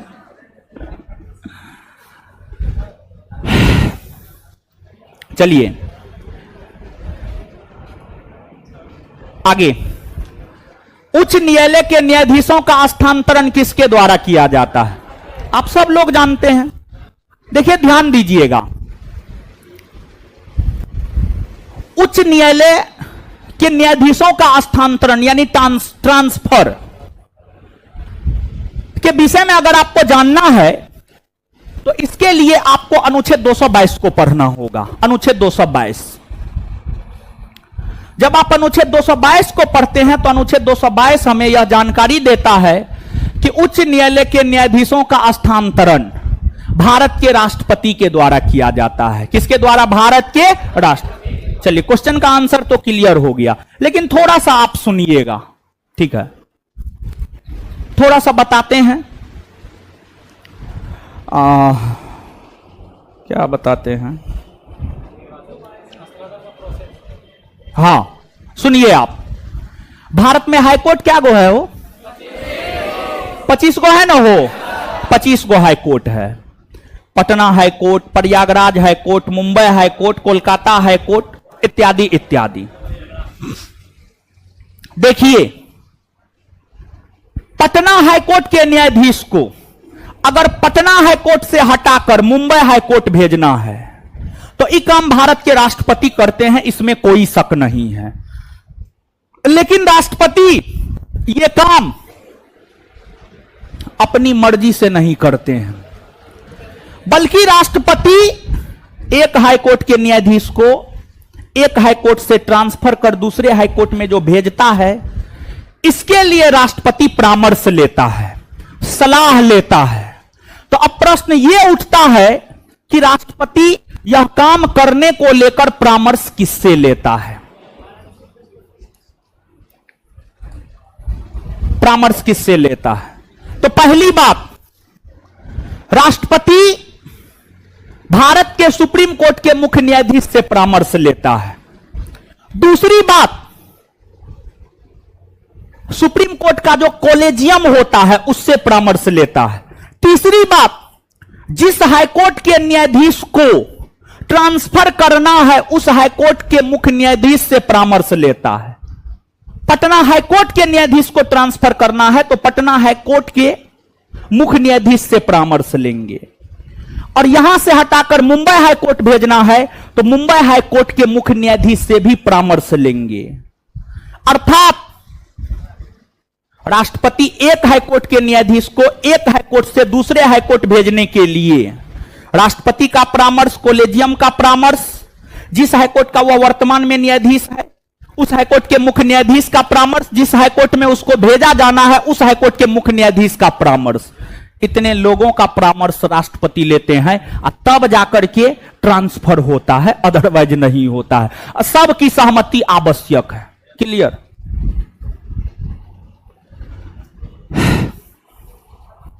देखिए, इस क्वेश्चन को बताने से पहले एक बात बताना चाहते हैं। जैसे आप महात्मा बुद्ध के विषय में सुने होंगे। महात्मा बुद्ध बड़ी ज्ञानी व्यक्ति। महात्मा बुद्ध यह चाहते थे कि बौद्ध धर्म में महिला को शामिल ना किया जाए, लेकिन उनका प्रिय चेला था आनंद कहा ना, महिला को शामिल कीजिए। आनंद के दबाव डालने के कारण महिला को शामिल कर लिए। उसी प्रकार से बात अगर महात्मा गांधी की करे, महात्मा गांधी की एक पत्रिका हुआ करती थी, उसका नाम था यंग इंडिया। महात्मा गांधी ने अपनी पत्रिका यंग इंडिया के जरिए 31 जनवरी 1930 को ब्रिटिश गवर्नमेंट से 11 प्रकार की मांग की, जिसे 11 सूत्री मांग कहा गया। महात्मा गांधी अपनी 11 सूत्री मांग ब्रिटिशों के समक्ष यंग इंडिया पत्रिका के माध्यम से रखा, लेकिन गांधी जी के 11 सूत्री मांग पर अंग्रेजों ने ध्यान नहीं दिया। इस 11 सूत्री मांग में गांधी जी क्या क्या मांगे थे पता है? गांधी जी मांगे थे पूरे भारतवर्ष के भीतर पूर्ण शराबबंदी कानून लागू की जाए। दूसरी मांग गांधी जी ने यह किया था कि जो राजनीतिक कैदी है, अगर उन पर हिंसा का आरोप नहीं है तो उसको छोड़ दिया जाए। फिर तीसरी मांग गांधी जी ने यह किया, नमक के ऊपर जो टैक्स लिया जाता है उस टैक्स को समाप्त कर दिया जाए। ये तमाम प्रकार की मांग गांधी जी ने किया, लेकिन गांधी जी के मांग पर ध्यान नहीं दिया गया। तो गांधी जी इसके बाद ही यह घोषणा किए कि सबसे पहले हम नमक कानून को तोड़ेंगे और इसको लेकर नमक सत्याग्रह का आयोजन करेंगे। और गांधी जी ने कांग्रेस वर्किंग कमेटी के समक्ष कहा कि हम नमक सत्याग्रह चलाएंगे। साथ ही साथ गांधी जी ने यह भी कहा कि हम चाहते हैं कि नमक सत्याग्रह में सिर्फ पुरुष भाग ले, महिला भाग ना ले। गांधी जी ऐसा चाह रहे थे। गांधी जी की प्रथम इच्छा यही थी कि नमक सत्याग्रह में महिला भाग नहीं ले। लेकिन एक महिला सामाजिक कार्यकर्ता हुआ करती थी, उसका नाम था कमला देवी चट्टोपाध्याय। कमला देवी चट्टोपाध्याय गांधी जी के पास गई और गुहार लगाई कि नहीं, यह अन्याय है, महिलाओं को भी पार्टिसिपेट करना चाहिए, आप ऐसा अन्याय मत कीजिए। गांधी जी को अपने तरीका से कमला देवी चट्टोपाध्याय समझाई। तत्पश्चात गांधी जी को लगा कि ना, सही बोल रही है ये महिला। और फिर गांधी जी तैयार हो गए और इन्हीं के चलते नमक सत्याग्रह में महिला पार्टिसिपेट कर पाई, महिला भाग ले पाई। और आपको जानकर आश्चर्य होगा कि नमक सत्याग्रह का सबसे बड़ा केंद्र बना था धरासना। और धरासना जो कि नमक सत्याग्रह का सबसे बड़ा केंद्र बना था, उस धरासना में नमक सत्याग्रह का नेतृत्व श्रीमती सरोजनी नायडू कर रही थी। बताइए, अगर महिला भाग नहीं लेती तो नमक सत्याग्रह उतना अधिक लोकप्रिय नहीं हो पाता। और आपको जानकर आश्चर्य होगा, नमक सत्याग्रह बहुत अधिक लोकप्रिय हुआ। देश विदेश के पत्रकारों ने नमक सत्याग्रह को कवर किया था। और नमक सत्याग्रह के दौरान गांधी जी से पूछा गया, विदेशी पत्रकारों ने पूछा कि आप विश्व के लोगों से क्या मांग करते हैं? तो गांधी जी ने कहा, हम सिर्फ इतना चाहते हैं कि विश्व के सभी लोग हमारे साथ सिर्फ और सिर्फ सहानुभूति रखे। ईश्वर ने हमें 2 हाथ 2 पैर दिमाग दिया है कि हम अंग्रेजों को भारत से बाहर कैसे करें। गांधी जी कभी भी अपने आप को लाचार नहीं दिखाते थे, बल्कि बेचारा टाइप के इंसान थे, लेकिन दिखाते नहीं थे। गांधी जी कोई संत महात्मा नहीं थे, बहुत बड़े कूटनीतिज्ञ, बहुत बड़े राजनीतिज्ञ। एक लाठी और एक धोती पूरा दुनिया को नाप दिए। और पूरे विश्व में कौन ऐसा देश होगा जहां पर गांधी जी का सम्मान नहीं होगा? अगर मोदी जी को विश्व में सम्मान मिलता है तो गांधी के देश का प्रधानमंत्री है, इसलिए भी सम्मान मिलता है। और मोदी जी भी जाते हैं तो सबसे पहले अगर गांधी का प्रतिमा है तो वहीं पर जाकर के शीश झुकाते हैं। तो ये गांधी का देश है, समझे? और क्या बोलेंगे, बोलने के लिए तो बहुत कुछ। कमला देवी चट्टोपाध्याय। चलिए आगे आइएगा, आगे आइएगा।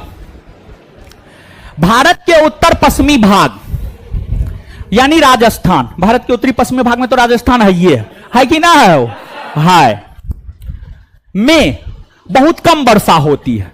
राजस्थान में बहुत कम वर्षा होती है, इसलिए ना राजस्थान में मरुस्थल है जी। हाय, भारतीय महामरुस्थल थार कहां है? राजस्थान में है, क्योंकि वहां पर वर्षा कम होता है, इसलिए वहां पर मरुस्थल है। यहां कम वर्षा होने के कारणों में आप निम्न में से किस कथन का चयन करेंगे? यानी राजस्थान में जो कम वर्षा होता है उसका कारण क्या है? राजस्थान में जो कम वर्षा होता है उसका कारण क्या है? तो पहला, अरावली पर्वत की दिशा अरब सागर शाखा के मानसूनी पवनों के समानांतर है। हाँ है, इसलिए समझ गए। इसलिए अगर ऐसा नहीं होता तो फिर वर्षा होता, लेकिन समानांतर होने के कारण ही वर्षा नहीं होता है। सिंध प्रदेश से आने वाली गर्म एवं शुष्क हवाएं मानसूनी पवनों की सापेक्षिक आर्द्रता को कम कर देती है, जिससे वायु संतृप्त नहीं हो पाती। हाँ, यह भी कारण है। यहां जल उपलब्ध नहीं है और इस प्रकार हवाएं शुष्क रहती है। गलत है, आंसर हो जाएगा केवल 1 और 2, याद रख लीजिएगा। ठीक है, आगे देखिए, एगो बात समझिएगा। यहां पर भारत के संदर्भ में कार्यपालिका का संवैधानिक प्रमुख राष्ट्रपति और वास्तविक प्रमुख प्रधानमंत्री, और कार्यपालिका का संवैधानिक प्रमुख राष्ट्रपति होता है। इसलिए प्रधानमंत्री जो भी काम करते हैं उसकी सूचना राष्ट्रपति को देना आवश्यक होता है। प्रधानमंत्री को सूचित करना होगा, और प्रधानमंत्री को सूचित करना होगा, इस बात की चर्चा अनुच्छेद 78 में है। उसी प्रकार से अगर बात हम राज्य की करें तो एक राज्य में राज्य का संवैधानिक प्रमुख राज्यपाल होता है। एक राज्य में राज्य का संवैधानिक प्रमुख राज्यपाल होता है, और राज्य का वास्तविक प्रमुख मुख्यमंत्री होता है। मुख्यमंत्री कोई भी काम करता है, कोई भी डिसीजन लेता है, इसकी सूचना राज्यपाल को देना पड़ता है, क्योंकि संविधान में इस बात का विवरण है, भारतीय संविधान का अनुच्छेद 167 यह कहता है मुख्यमंत्री या उनके मंत्री परिषद ने जो भी काम किया है उससे राज्यपाल को अवगत करवाना मुख्यमंत्री का परम कर्तव्य है। इस बात की चर्चा है अनुच्छेद 167 में, अनुच्छेद 167 में। तो आंसर क्या होगा? आए अब यहां पर एक बात ध्यान से सुनिएगा भाई जी लोग, आज के डेट में एक प्रश्न पूछता है, क्या पूछता है जानते हैं? प्रधानमंत्री के कर्तव्य की चर्चा कौन अनुच्छेद में है? अनुच्छेद 78, अनुच्छेद 78, 7 पर 8 78। इसी प्रश्न को ऐसे भी पूछता है मुख्यमंत्री के कर्तव्य की चर्चा कौन अनुच्छेद में है? तो उसका उत्तर होगा अनुच्छेद 167, अनुच्छेद 167। बात क्लियर? आगे अनुच्छेद 165 में क्या है हो? अरे राज्य का महाधिवक्ता है महाराज, राज्य का महाधिवक्ता। अनुच्छेद 168 में विधानमंडल, विधानमंडल राज्यपाल, विधानसभा और विधान परिषद को मिलाकर के विधानमंडल का गठन किया जाता है। अनुच्छेद 19, यहां पर 19 नहीं था, अनुच्छेद 169 दिए थे, खैर 19 है तो 19 को जान लीजिए। व्यक्तिगत स्वतंत्रता की चर्चा है 19 में। नीचे उन राज्यों के नाम दिए गए हैं जिन्हें दयावसान सिद्धांत अथवा डॉक्ट्रिन ऑफ लैप्स के अंतर्गत ईस्ट इंडिया कंपनी ने अपने राज्यों में मिला लिया था। उन्हें काल कर्मानुसार व्यवस्थित कीजिए। देखिए एक बात बताते हैं, राजा, राजा का मतलब होता है अय्यास और कुकर्मी, और जो अय्यास और कुकर्मी होता है उसको अपना संतान उन्तान नहीं होता है। भले उसकी बीबी बहुते होती है लेकिन उसको अपना संतान नहीं होता है, जो भी इस प्रकार का होता है, समझ गए? तो आपको प्रश्न लॉर्ड डलहौजी से संबंधित है। लॉर्ड डलहौजी जो कि भारत के गवर्नर जनरल बने हैं, लॉर्ड डलहौजी का शासनकाल है 1848 से 1856, तो वहीं से संबंधित है, तो चर्चा वहीं से करना प्रारंभ करते हैं। राजा का मतलब तो समझा ही दिए, लॉर्ड डलहौजी।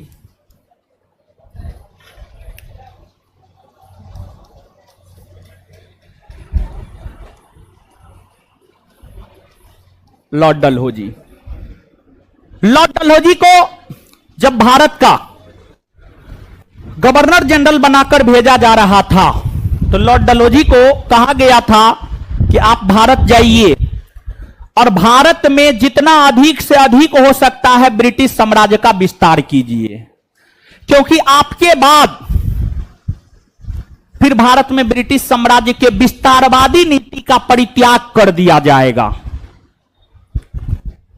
डलहौजी को खुली छूट दी गई थी भारत में ब्रिटिश साम्राज्य के विस्तार को लेकर। डलहौजी भारत आया। डलहौजी भारत आने के बाद पूरे भारतवर्ष का भ्रमण किया। तो डलहौजी ने यह देखा कि भारत में राजतंत्रात्मक शासन है, राजा का शासन है, और भारत के अधिकतर राजा ऐसे हैं जिनके पास अपना संतान ना है। तो डलहौजी ने यह सोचा कि क्यों ना एक आदेश जारी कर दिया जाए कि वैसे राजा जिनके अपने संतान नहीं है, उनके निधन होने के बाद उनके राज्य को ब्रिटिश साम्राज्य में मिला लिया जाएगा। तो डलहौजी ने सोचा और यह घोषणा कर दिया। डलहौजी ने कहा कि भारत के राजा जिनके पास अपना संतान नहीं है वो पुत्र गोद लेते हैं और उसे अपना उत्तराधिकारी घोषित कर देते हैं, यह मान्य नहीं होगा। बल्कि भारत के अगर कोई राजा है, उनका अपना संतान नहीं है, तो उनके निधन होने के बाद उनके राज्य को ब्रिटिश साम्राज्य में मिला लिया जाएगा। डलहौजी ने यह घोषणा किया और डलहौजी ने यह कहा कि यह नीति डॉक्ट्रिन ऑफ लैप्स की नीति है। तो डॉक्ट्रिन ऑफ लैप्स की नीति क्या है? वैसी नीति जिस नीति के तहत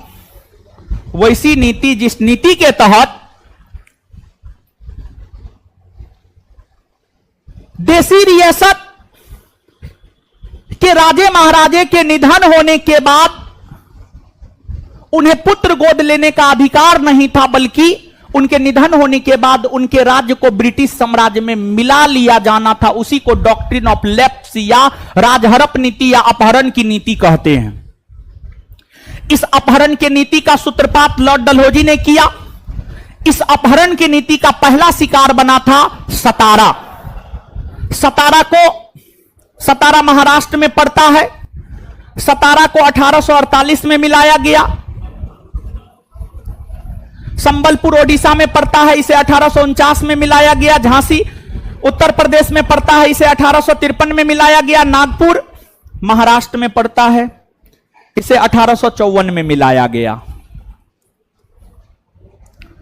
इस नीति के तहत भारत में ब्रिटिश साम्राज्य का विस्तार लॉर्ड डलहौजी ने किया।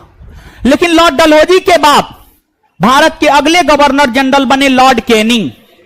और बात अगर लॉर्ड कैनिंग की जाए तो लॉर्ड कैनिंग ने डॉक्ट्रिन ऑफ लैप्स का अंत कर दिया। लॉर्ड कैनिंग ने डॉक्ट्रिन ऑफ लैप्स का अंत कर दिया, अपहरण की नीति का अंत कर दिया। तो आंसर तो क्लियर हो गया होगा। आंसर क्या होना चाहिए? ए होना चाहिए। अब यहां पर एक बात, डॉक्ट्रिन ऑफ लैप्स की नीति की शुरुआत किसने की? डलहौजी ने। और इसका अंत किसने किया? कैनिंग ने। तो याद रखिएगा, तो डॉक्ट्रिन ऑफ लैप्स की नीति की शुरुआत किसने की? शुरुआत किसने की? अंत किसने किया?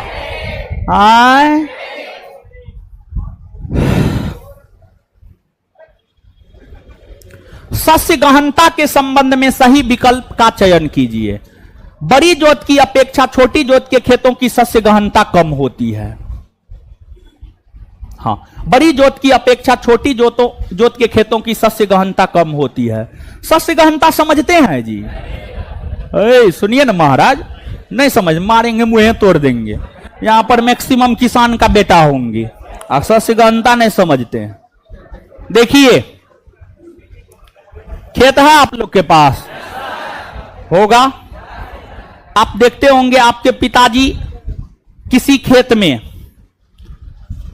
एक बरस में 2 गो फसल उगाते होंगे, कभी 3 गो फसल उगाते होंगे। लेकिन किसी के पास खेत कम होगा तो 4 गो फसल उगा लेते होंगे। तो किसी भी भूभाग या खेत में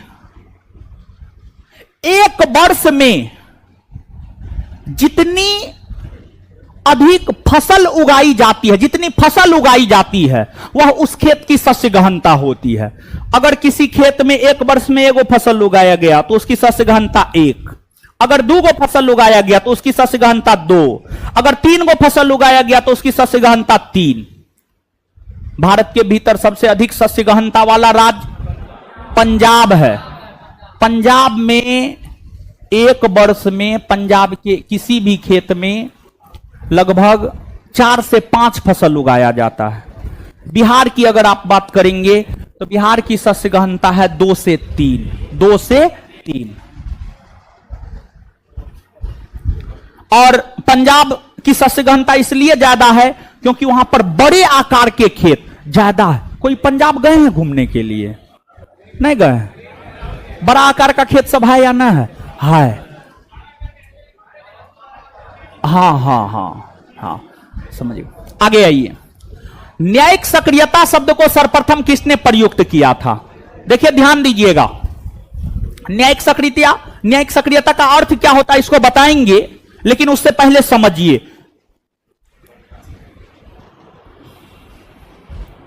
न्यायिक सक्रियता शब्द का प्रयोग पहली बार 1947 ईस्वी में हुआ था। 1947 ईस्वी में इस शब्द का प्रयोग पहली बार अमेरिका के शिक्षाविद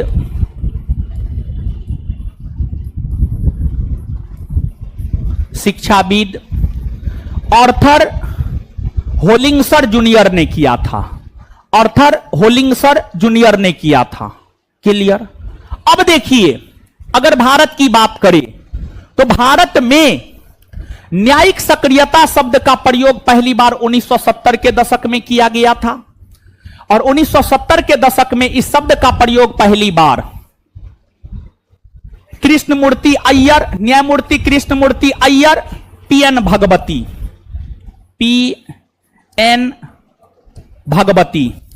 जैसे न्यायाधीशों के द्वारा किया गया था। एक तो आप ये बात याद रखिएगा, जितना बोर्ड पे लिखे हैं सब महत्वपूर्ण है। अब प्रश्न ये उठता है कि न्यायिक सक्रियता क्या है, तो ध्यान से सुनिएगा, ठीक है। और देखिए ऑनलाइन वाले लोग थोड़ा सा स्क्रीन से हट जाते हैं, गर्मी लगता है, बगल में पंखा लगा हो इसलिए हट जाते हैं। तो आप लोग सुनिए, समझिए, समझना ही ना है, थोबड़ा देखना जरूरी थोड़े है। चलिए, न्यायिक सक्रियता क्या है, पहले एग्जाम्पल समझिए और तब किताबी भाषा में परिभाषा बताएंगे। एक बात बताइए, भारत के गृह राज्य मंत्री अजय मिश्रा टेनी का लाडला यानी बेटा, जो भी नाम हो उसका, कुकर्मी है, नाम लेना भी अपराध है। कुकर्मी लोगों का नाम नहीं लेना चाहिए, चाहे वो कोई भी है, पाप लगता है, समझ गए। भारत के गृह राज्य मंत्री अजय मिश्रा टेनी का बेटा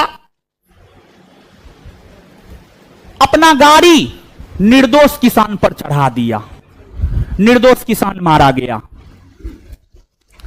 और जब निर्दोष किसान मारे गए तब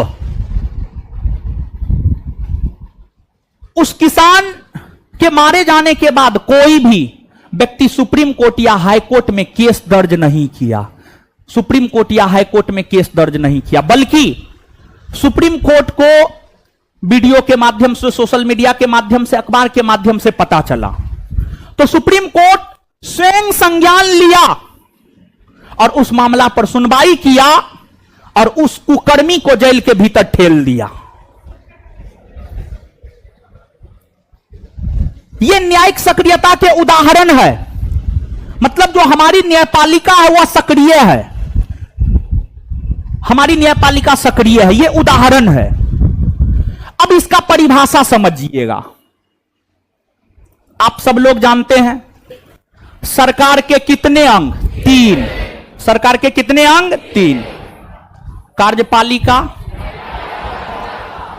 विधायिका और न्यायपालिका। न्यायपालिका, जब कार्यपालिका और विधायिका अपने कर्तव्यों का निर्वहन, जब कार्यपालिका और विधायिका अपने कर्तव्यों का निर्वहन नहीं करती है, तो फिर न्यायपालिका कार्यपालिका और विधायिका को अपने काम करने के लिए बाध्य करती है। अब न्यायपालिका कब बाध्य करेगी? जब वो खुद सक्रिय होगा तब ना बाध्य करेगी। अगर न्यायपालिका कान में तेल लेकर के सोया रहेगा तो क्या बाध्य कर पाएगी?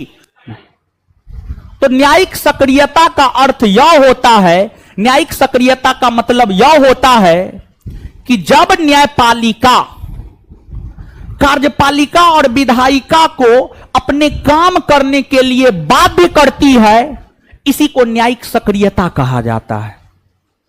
और न्यायिक सक्रियता कहीं ना कहीं अपने आप में एक बेहतर व्यवस्था है।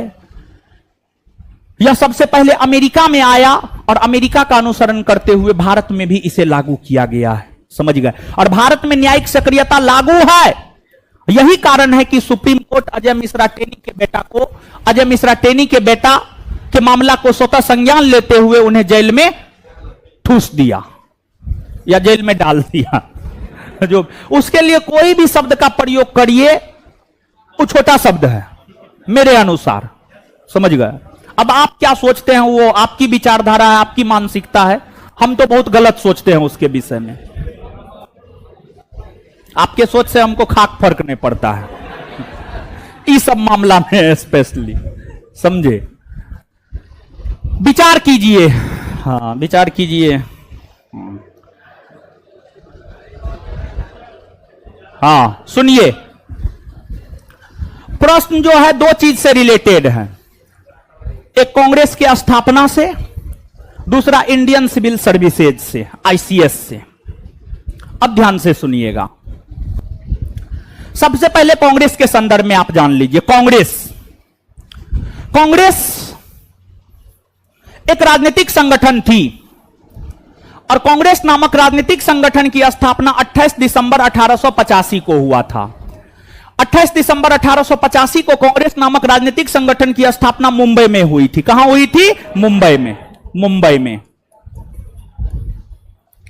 इसके संस्थापक ए.ओ. ह्यूम थे और कांग्रेस का जो प्रथम अधिवेशन हुआ था इसमें 72 गो लोग भाग लिया था। क्या गो लोग? 72। और जो 72 लोग भाग लिया था, कुछ डॉक्टर था, कुछ वकील था, कुछ इंजीनियर था, कुछ प्रोफेसर था। सब पढ़ा लिखा लोग ही कांग्रेस का सदस्य हुआ करता था शुरुआती वर्षों में। 72 में से 39 गो वकील था, 39 वकील थे। और प्रथम अधिवेशन के दौरान टोटल 9 गो प्रस्ताव पारित हुआ था। क्या गो प्रस्ताव? 9 गो प्रस्ताव। क्या गो प्रस्ताव? 9 गो प्रस्ताव। कांग्रेस की स्थापना ए.ओ. ह्यूम ने की, लेकिन प्रथम अधिवेशन की अध्यक्षता डब्ल्यू.सी. बनर्जी के द्वारा किया गया था, व्योमेश चंद्र बनर्जी के द्वारा किया गया था। देखिए, अगर कांग्रेस की स्थापना में ए.ओ. ह्यूम का योगदान है, सुरेंद्रनाथ बनर्जी का भी योगदान है। ऐसा नहीं है कि कांग्रेस को स्थापित करने में सिर्फ ए.ओ. ह्यूम का योगदान है ना, ए.ओ. ह्यूम का योगदान तो है ही है। अगर ए.ओ. ह्यूम को कांग्रेस का प्रथम संस्थापक माना जाता है तो एस.एन. बनर्जी को कांग्रेस का द्वितीय संस्थापक माना जाना चाहिए और माना जाता है। स्पेक्ट्रम, आधुनिक भारतीय इतिहास का स्पेक्ट्रम पलट करके देखिएगा, स्पष्ट तौर पर यह बात लिखा हुआ है जो हम आपको बोल रहे हैं। भले ही कांग्रेस की स्थापना में एस.एन. बनर्जी का योगदान हो, लेकिन एस.एन. बनर्जी कांग्रेस के स्थापना में या कांग्रेस के प्रथम अधिवेशन में भाग नहीं लिया था। योगदान था, लेकिन प्रथम अधिवेशन में भाग नहीं लिया। दूसरी बात, अब क्यों भाग नहीं लिया? तो एस.एन. बनर्जी का एक संगठन था इंडियन एसोसिएशन। इंडियन एसोसिएशन का वार्षिक सम्मेलन उसी समय आयोजित किया जा रहा था जिस समय कांग्रेस की स्थापना हो रही थी। तो एस.एन. बनर्जी को लगा ना, हमको अपना संगठन के वार्षिक अधिवेशन में भाग लेना चाहिए, न कि कांग्रेस की स्थापना में भाग लेना चाहिए। तो एस.एन. बनर्जी अपने संगठन इंडियन एसोसिएशन के वार्षिक अधिवेशन में भाग लिए, कांग्रेस के प्रथम अधिवेशन में भाग नहीं लिए। यह बात हो गई कांग्रेस के संदर्भ में। अब आप हमको एक बात बताइएगा, दूसरा नंबर स्टेटमेंट सही है या गलत? बोलिए, क्या है? गलत है। हाँ, गलत है। कांग्रेस के प्रथम अधिवेशन में एस.एन. बनर्जी अग्रिम पंक्ति के नेता के रूप में उपस्थित हुए थे? नहीं हुए थे। चौथा है, कांग्रेस के प्रथम सम्मेलन में कुल 9 प्रस्ताव के द्वारा अपनी मांगे सरकार के सम्मुख प्रस्तुत की गई। हाँ, सही है ये। अब आईसीएस, इंडियन सिविल सर्विसेज के संदर्भ में चीजों को आप सुनिएगा, समझिएगा, लेक्चर ध्यान से सुनिएगा। देखिए, इंडियन सिविल सर्विसेज का जनक लॉर्ड कॉर्नवालिस को माना जाता है और भारत में आईसीएस की परीक्षा होना प्रारंभ 1853 के चार्टर एक्ट के तहत हुआ। शुरुआती वर्षों में आईसीएस की परीक्षा सिर्फ और सिर्फ लंदन में हुआ करती थी। लंदन में आईसीएस की परीक्षा पास करने वाला प्रथम भारतीय सत्येंद्रनाथ टैगोर बना। सत्येंद्रनाथ टैगोर। भारत के बहुत सारे राजनेता हुए जिन्होंने आईसीएस की परीक्षा पास किया, जैसे एस.एन. बनर्जी भी आईसीएस की परीक्षा पास किए थे, अरविंद घोष आईसीएस की परीक्षा पास किए थे, सुभाष चंद्र बोस आईसीएस की परीक्षा पास किए थे।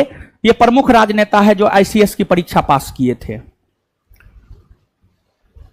लेकिन अंग्रेजों ने उन भारतीय आईसीएस अधिकारी को पद से हटा दिया जो भारतीयों के लिए काम करने का प्रयास किया। आईसीएस के पद पर रहते हुए एस.एन. बनर्जी भारतीयों के समर्थन में काम करने का प्रयास किया, जिस वजह से 1870 के दशक में 1874 ईस्वी में जब एस.एन. बनर्जी असम के कलेक्टर हुआ करते थे, उन्हें पद से हटा दिया गया। उन्हें पद से हटा दिया गया। तो अब आप हमको एक बात बताएंगे, पहला नंबर स्टेटमेंट पढ़ाइए, सही या गलत? सही। 1870 के दशक। 1870 के दशक का मतलब 1870 से 1880, और 1870 से 1880 के बीच में 1874 ईस्वी आता है। अगर ईस्वी के संदर्भ में बात की जाए तो 1874 ईस्वी में एसएन बनर्जी को पद से हटा दिया गया था। अब इसके बाद आईसीएस की परीक्षा सिर्फ लंदन में हुआ करती थी, लेकिन कांग्रेस ने बार बार मांग किया, तब फिर जाकर के 1922-23 ईस्वी से आईसीएस की परीक्षा लंदन के साथ साथ भारत में भी होना प्रारंभ हुआ। 1922-23 तो ये जो स्टेटमेंट है ये सही है। क्या है? कौन सा कथन सत्य? 1, 3 और 4। अरे बाप रे। भारतीय रबर शोध संस्थान अवस्थित है केरल के कोट्टयम। भारतीय रबर शोध संस्थान कहां अवस्थित है जी? बोलिए ना, बोलिए। चलिए, सार्वजनिक उद्यम समिति की स्थापना किस समिति के सिफारिश पर किया गया था? देखिए सुनिए, भारत में 3 गो, क्या गो? 3 गो अस्थाई वित्तीय समिति है। भारत में 3 गो अस्थाई वित्तीय समिति है। भारत में जो 3 गो अस्थाई वित्तीय समिति है, एगो है लोक लेखा समिति। क्या हुआ? क्या हुआ? भाग रहा है, हवा आ रहा तो बढ़िया ना है, ये तो अच्छी बात ना है। वर्षा होने लगा है ना, वर्षा हो जाए तो मजे आ जाएगा।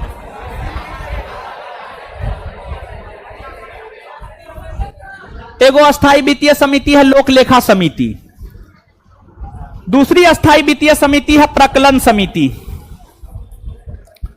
और तीसरी अस्थाई वित्तीय समिति है सार्वजनिक उद्यम समिति। ये तीनों अस्थाई वित्तीय समिति है। लोक लेखा समिति की स्थापना 1919 के भारत शासन अधिनियम के सिफारिश पर 1921 में हुआ। प्रकलन समिति की स्थापना जॉन मथाई समिति के सिफारिश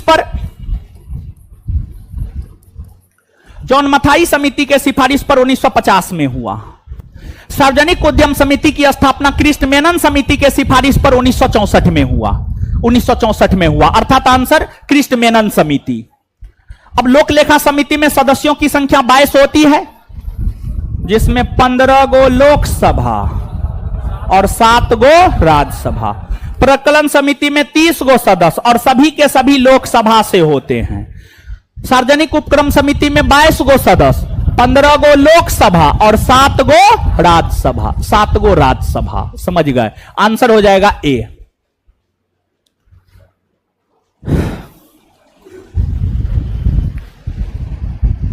मौसम ठंडाया है नहीं जी?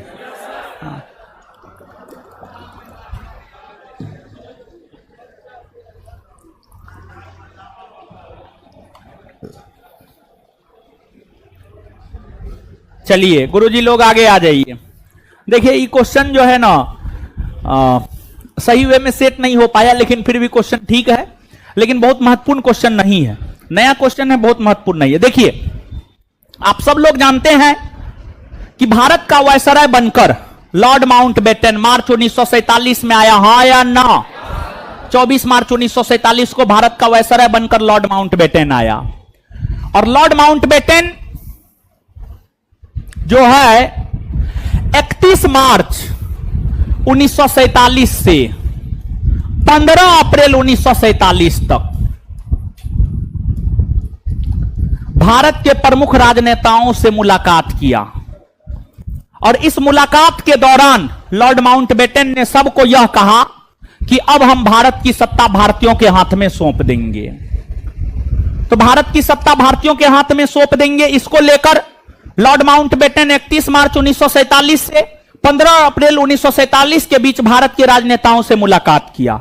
इस क्रम में इन्होंने सबसे पहली बार मुलाकात पंडित नेहरू से किया, फिर मोहम्मद अली जिन्ना से किया, फिर सरदार पटेल से किया, और फिर महात्मा गांधी से किया। फिर सरदार पटेल और फिर महात्मा गांधी से किया, अर्थात आंसर हो जाएगा 1 4 2 3। 1 4 2 3। क्वेश्चन कुछ और सेट करना चाह रहे थे, लेकिन क्वेश्चन सेट नहीं हो पाया, समझ गया? महत्वपूर्ण क्वेश्चन ना है, नहीं भी याद रखिएगा, कोई दिक्कत नहीं है, ठीक है? बॉक्साइट क्षेत्र और संबंधित राज्य। बोलांगीर क्षेत्र ओडिशा में है, बरगावन पहाड़ी मध्य प्रदेश में, बगड़ू पहाड़ झारखंड, देवभूमि गुजरात। Answer 2143, 2143 answer A. निम्नलिखित में से किस लोकसभा का कार्यकाल एक एक वर्ष कर 2 बार बढ़ाया गया? देखिए ध्यान दीजिएगा, जब सिचुएशन नॉर्मल होता है ना, तो नॉर्मल सिचुएशन में लोकसभा के कार्यकाल को नहीं बढ़ाया जाता है, लेकिन अगर आपातकाल हो तब लोकसभा के कार्यकाल को संसद एक बार में 1 वर्ष के लिए बढ़ा सकता है। पहली लोकसभा के लिए चुनाव 1951-52 में हुआ। पहली लोकसभा अस्तित्व में रहा है 1952 से 57। दूसरी लोकसभा अस्तित्व में रहा है 1957 से 62। तीसरी लोकसभा अस्तित्व में रहा है 1962 से 67। चौथी लोकसभा अस्तित्व में रहा है 1967 से 70। ये जो है 3 बरस का रहा। देखिए प्रधानमंत्री के ऊपर निर्भर करता है, जब मन चाहे तब वो लोकसभा को भंग कर सकता है। इंदिरा गांधी प्रधानमंत्री थी, समय से पहले ये भंग कर दी। फिर 5वीं लोकसभा की अगर हम लोग बात करें तो जो 5वीं लोकसभा है इसका कालखंड है 1971 से 76। लेकिन 5वीं लोकसभा के समय आपातकाल लागू हो चुका था। आप याद कीजिए देश में क्या बार आपातकाल लागू? 3 बार। कितना बार? पहली बार 1962, दूसरी बार 1971 और तीसरी बार 1975। तीसरी बार 1975 में आपातकाल लागू हुआ। तो 1975 में आपातकाल लागू हो गया था, जिस वजह से 5वीं लोकसभा के कार्यकाल को 2 बार 1-1 वर्ष के लिए बढ़ाया गया। और यह लोकसभा 1977 ईस्वी में जाकर के भंग हो गया। 1977 में जाकर भंग हो गया, तब जाकर के लोकसभा का चुनाव हुआ। और आपातकाल इंदिरा गांधी की सरकार के द्वारा लागू किया गया था, जिस वजह से इंदिरा गांधी जो है अलोकप्रिय हो गई। इंदिरा गांधी चुनाव हार गई थी इंदिरा गांधी 1977 के लोकसभा चुनाव में। समझ गए? इतनी अधिक अलोकप्रिय हो गई थी और बहुत ज्यादा लोकप्रिय थी। जैसे मोदी जी लोकप्रिय है, वैसे ही जो है इंदिरा गांधी भी काफी लोकप्रिय हुआ करती थी। तो आंसर 5वीं हो जाएगा। ज्यादा बोलेंगे टाइम ना है हो। 1940 के अगस्त प्रस्ताव में क्या प्रस्ताव रखा गया था? 1940 के अगस्त प्रस्ताव लॉर्ड लिथगो के द्वारा रखे गए थे और इसमें यह प्रस्ताव रखा गया था कि केंद्र में प्रतिनिधि सरकार का गठन किया जाएगा। लेकिन कांग्रेस ने इसे अस्वीकार कर दिया, कहा ये लॉलीपॉप है, इससे काम चलने वाला ना है, हमको पूरी आजादी चाहिए, उससे कम कुछ नहीं चाहिए। समझ गए? कांग्रेस इसे अस्वीकार कर दिया। निम्नलिखित में से कौन सा राष्ट्रीय राजमार्ग संख्या गुजरात के पोरबंदर को असम के सिलचर से आपस में जोड़ता है? देखिए ध्यान दीजिएगा भाई जी लोग, ये भारत है ना जी, उत्तर है, दक्षिण है, पूरब है, पश्चिम है। एगो उत्तरी दक्षिणी गलियारा है, एगो पूर्वी पश्चिमी गलियारा है, हाँ या ना? उत्तरी दक्षिणी गलियारा। अगर उत्तरी दक्षिणी गलियारा की हम लोग बात करें तो जो उत्तरी दक्षिणी गलियारा है, यह गलियारा जम्मू कश्मीर के श्रीनगर को तमिलनाडु के कन्याकुमारी से आपस में जोड़ता है। उत्तरी दक्षिणी गलियारा जम्मू कश्मीर के श्रीनगर को तमिलनाडु के कन्याकुमारी से आपस में जोड़ता है। और उत्तरी दक्षिणी गलियारा जो श्रीनगर को कन्याकुमारी से जोड़ता है, यह जो NH है, इस NH को ही NH-44 कहा जाता है। NH-44 कहा जाता है और यही NH अभी देश का सबसे बड़ा NH। उसी प्रकार से एगो पूर्वी पश्चिमी गलियारा है। एगो क्या है? पूर्वी पश्चिमी गलियारा। पूर्वी पश्चिमी गलियारा। बात अगर पूर्वी पश्चिमी गलियारा की करें तो यह असम के सिलचर को गुजरात के पोरबंदर से आपस में जोड़ता है। असम के सिलचर को गुजरात के पोरबंदर से आपस में जोड़ता है। और जो पूर्वी पश्चिमी गलियारा जो कि असम के सिलचर को गुजरात के पोरबंदर से आपस में जोड़ता है, यह NH है, NH-27। NH-27। तो NH-27 पूर्वी पश्चिमी गलियारा कहलाता है और NH-44 उत्तरी दक्षिणी गलियारा कहलाता है। और यह दोनों गलियारा आपस में एक दूसरे को उत्तर प्रदेश के झांसी में काटता है। उत्तर प्रदेश के झांसी में काटता है। तो अर्थात इसका उत्तर क्या हो जाएगा भाई जी लोग? NH-27। लघुकरण का अर्थ है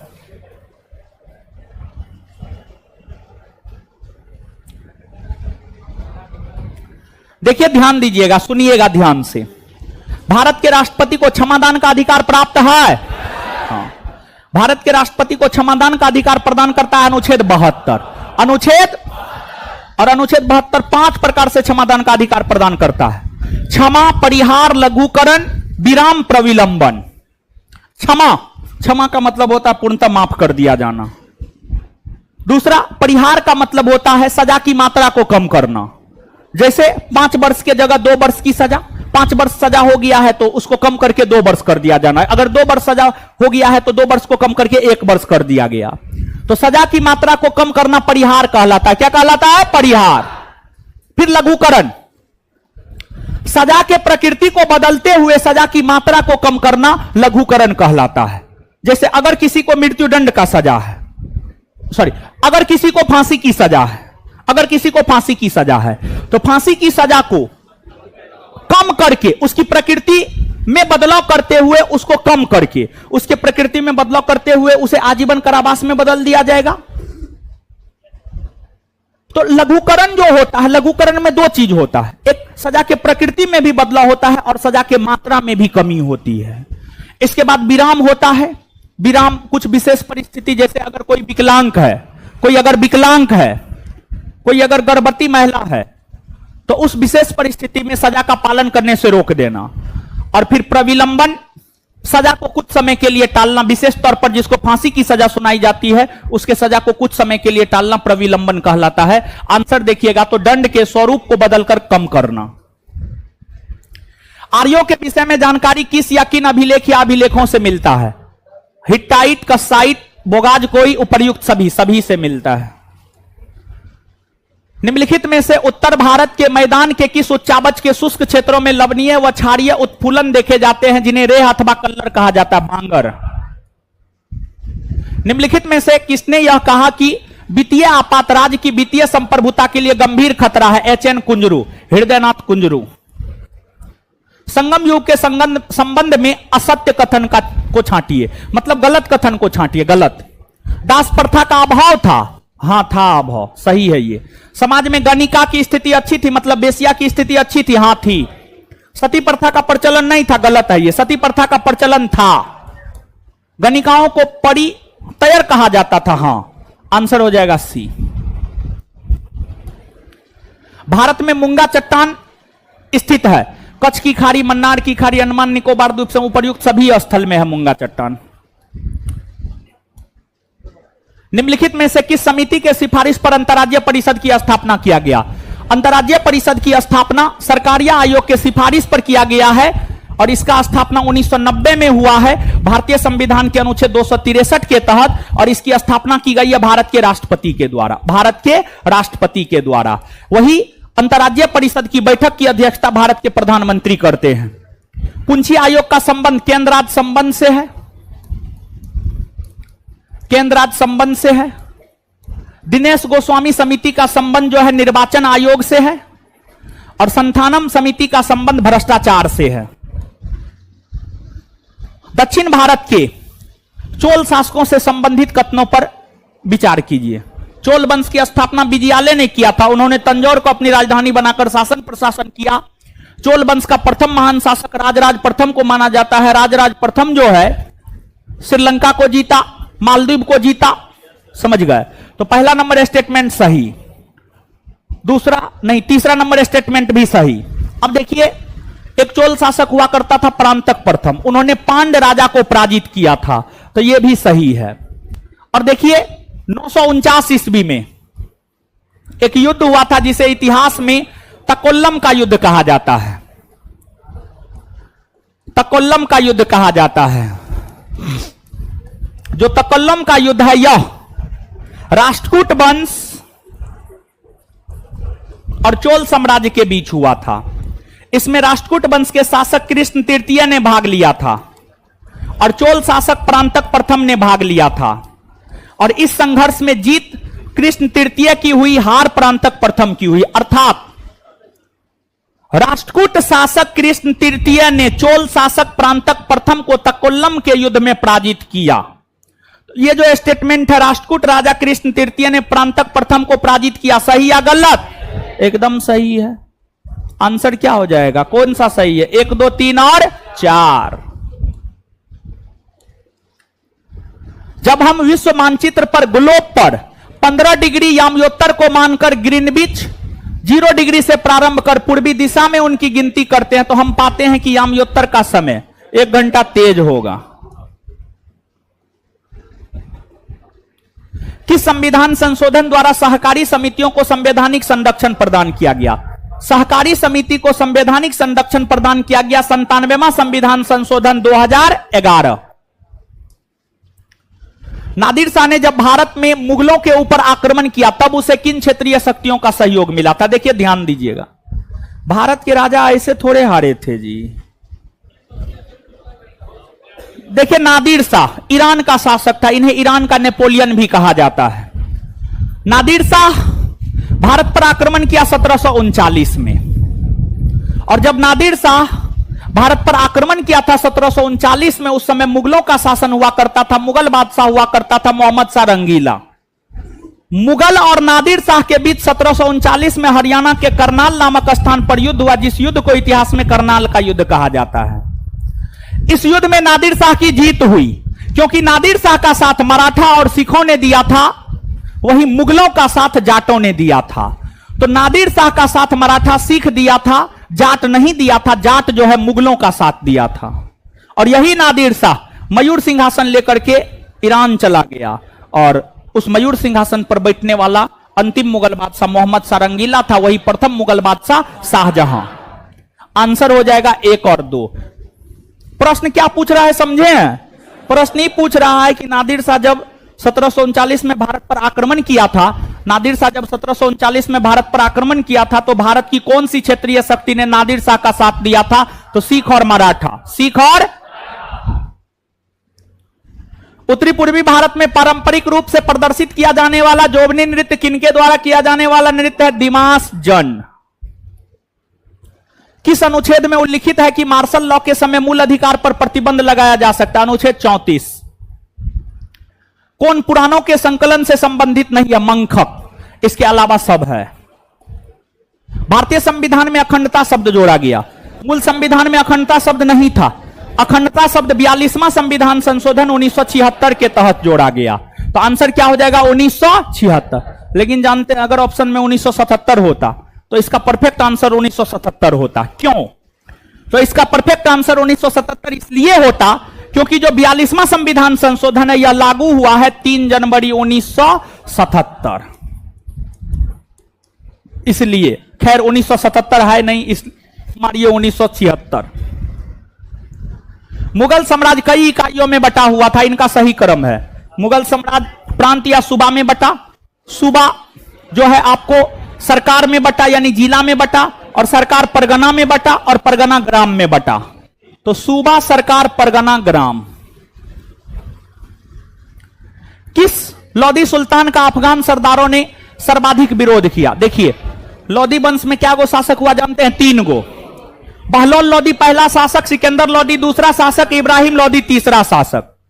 बहलोल लोदी, सिकंदर लोदी दोनों अफगान सरदारों का सम्मान किया करता था, लेकिन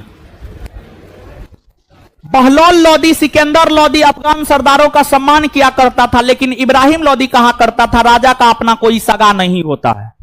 ये अफगानी सरदारों का सम्मान नहीं किया करता था। सबसे ज्यादा अफगानी सरदारों का विरोध इब्राहिम लोदी ने ही किया, और इसलिए जब 1526 में बाबर पानीपत के मैदान में इब्राहिम लोदी के साथ युद्ध लड़ रहा था तो अफगानी सरदारों ने उनका साथ नहीं दिया, क्योंकि इब्राहिम लोदी ने अफगानी सरदारों को अपमानित किया तथा उसका विरोध किया था। तो आंसर क्या हो जाएगा? इब्राहिम लोदी। बंगाली भाषा का उद्भव किस भाषा से हुआ है? संस्कृत भाषा से हुआ है। नगर और भूकंप zone: Kolkata zone 3, Guwahati zone 5, Delhi zone 4, Chennai zone 2। 3 1 2 4 answer B होगा। ओलंपिक खेल स्पर्धा में श्रेष्ठ प्रदर्शन एवं तकनीक के लिए बेल बार्कर कप प्रदान किया जाता है मुक्केबाजी के क्षेत्र में? अंतर्राष्ट्रीय न्यायालय के न्यायाधीशों की नियुक्ति करते हैं। देखिए ध्यान दीजिएगा, सुनिएगा। आप सब लोग जानते हैं यूएनओ का नाम आप लोगों ने सुना है? यूनाइटेड नेशन ऑर्गेनाइजेशन यानी संयुक्त राष्ट्र संघ। संयुक्त राष्ट्र संघ, संयुक्त राष्ट्र संघ के टोटल 6 अंग है। 6 अंग में एगो महासभा है, एगो सुरक्षा परिषद है, एगो आर्थिक और सामाजिक परिषद है, एगो प्रन्यास परिषद है, एगो सचिवालय है और एगो अंतर्राष्ट्रीय न्यायालय है। एगो अंतर्राष्ट्रीय न्यायालय है। बात अगर अंतर्राष्ट्रीय न्यायालय की करें तो अंतर्राष्ट्रीय न्यायालय में न्यायाधीशों की संख्या 15 होती है। जैसे भारत में सुप्रीम कोर्ट है, सुप्रीम कोर्ट में न्यायाधीश है, न्यायाधीशों की नियुक्ति भारत के राष्ट्रपति करते हैं कोलेजियम के सलाह पर। उसी प्रकार से अंतर्राष्ट्रीय न्यायालय में 15 न्यायाधीश होते हैं। इन न्यायाधीशों की नियुक्ति महासभा करता है। इन न्यायाधीशों की नियुक्ति महासभा सुरक्षा परिषद के सिफारिश पर करता है। सुरक्षा परिषद के सिफारिश पर करता है। तो सुरक्षा परिषद के संस्तुति पर महासभा अंतर्राष्ट्रीय न्यायालय के न्यायाधीशों की नियुक्ति करते हैं। गांधी शांति अंतर्राष्ट्रीय पुरस्कार की शुरुआत कब हुई है? 1995। यह पुरस्कार उन लोगों को दिया जाता है जो विश्व में शांति कायम करने में अपनी भागीदारी सुनिश्चित करता है। उन लोगों को ही यह पुरस्कार दिया जाता है। इस पुरस्कार के अंतर्गत 1 करोड़ रुपया दिया जाता है। अवार्ड ऑफ लव पुस्तक के लेखक कौन है? नरेंद्र मोदी। नरेंद्र मोदी। धन्यवाद सभी लोगों का। लड़का लोग इधर से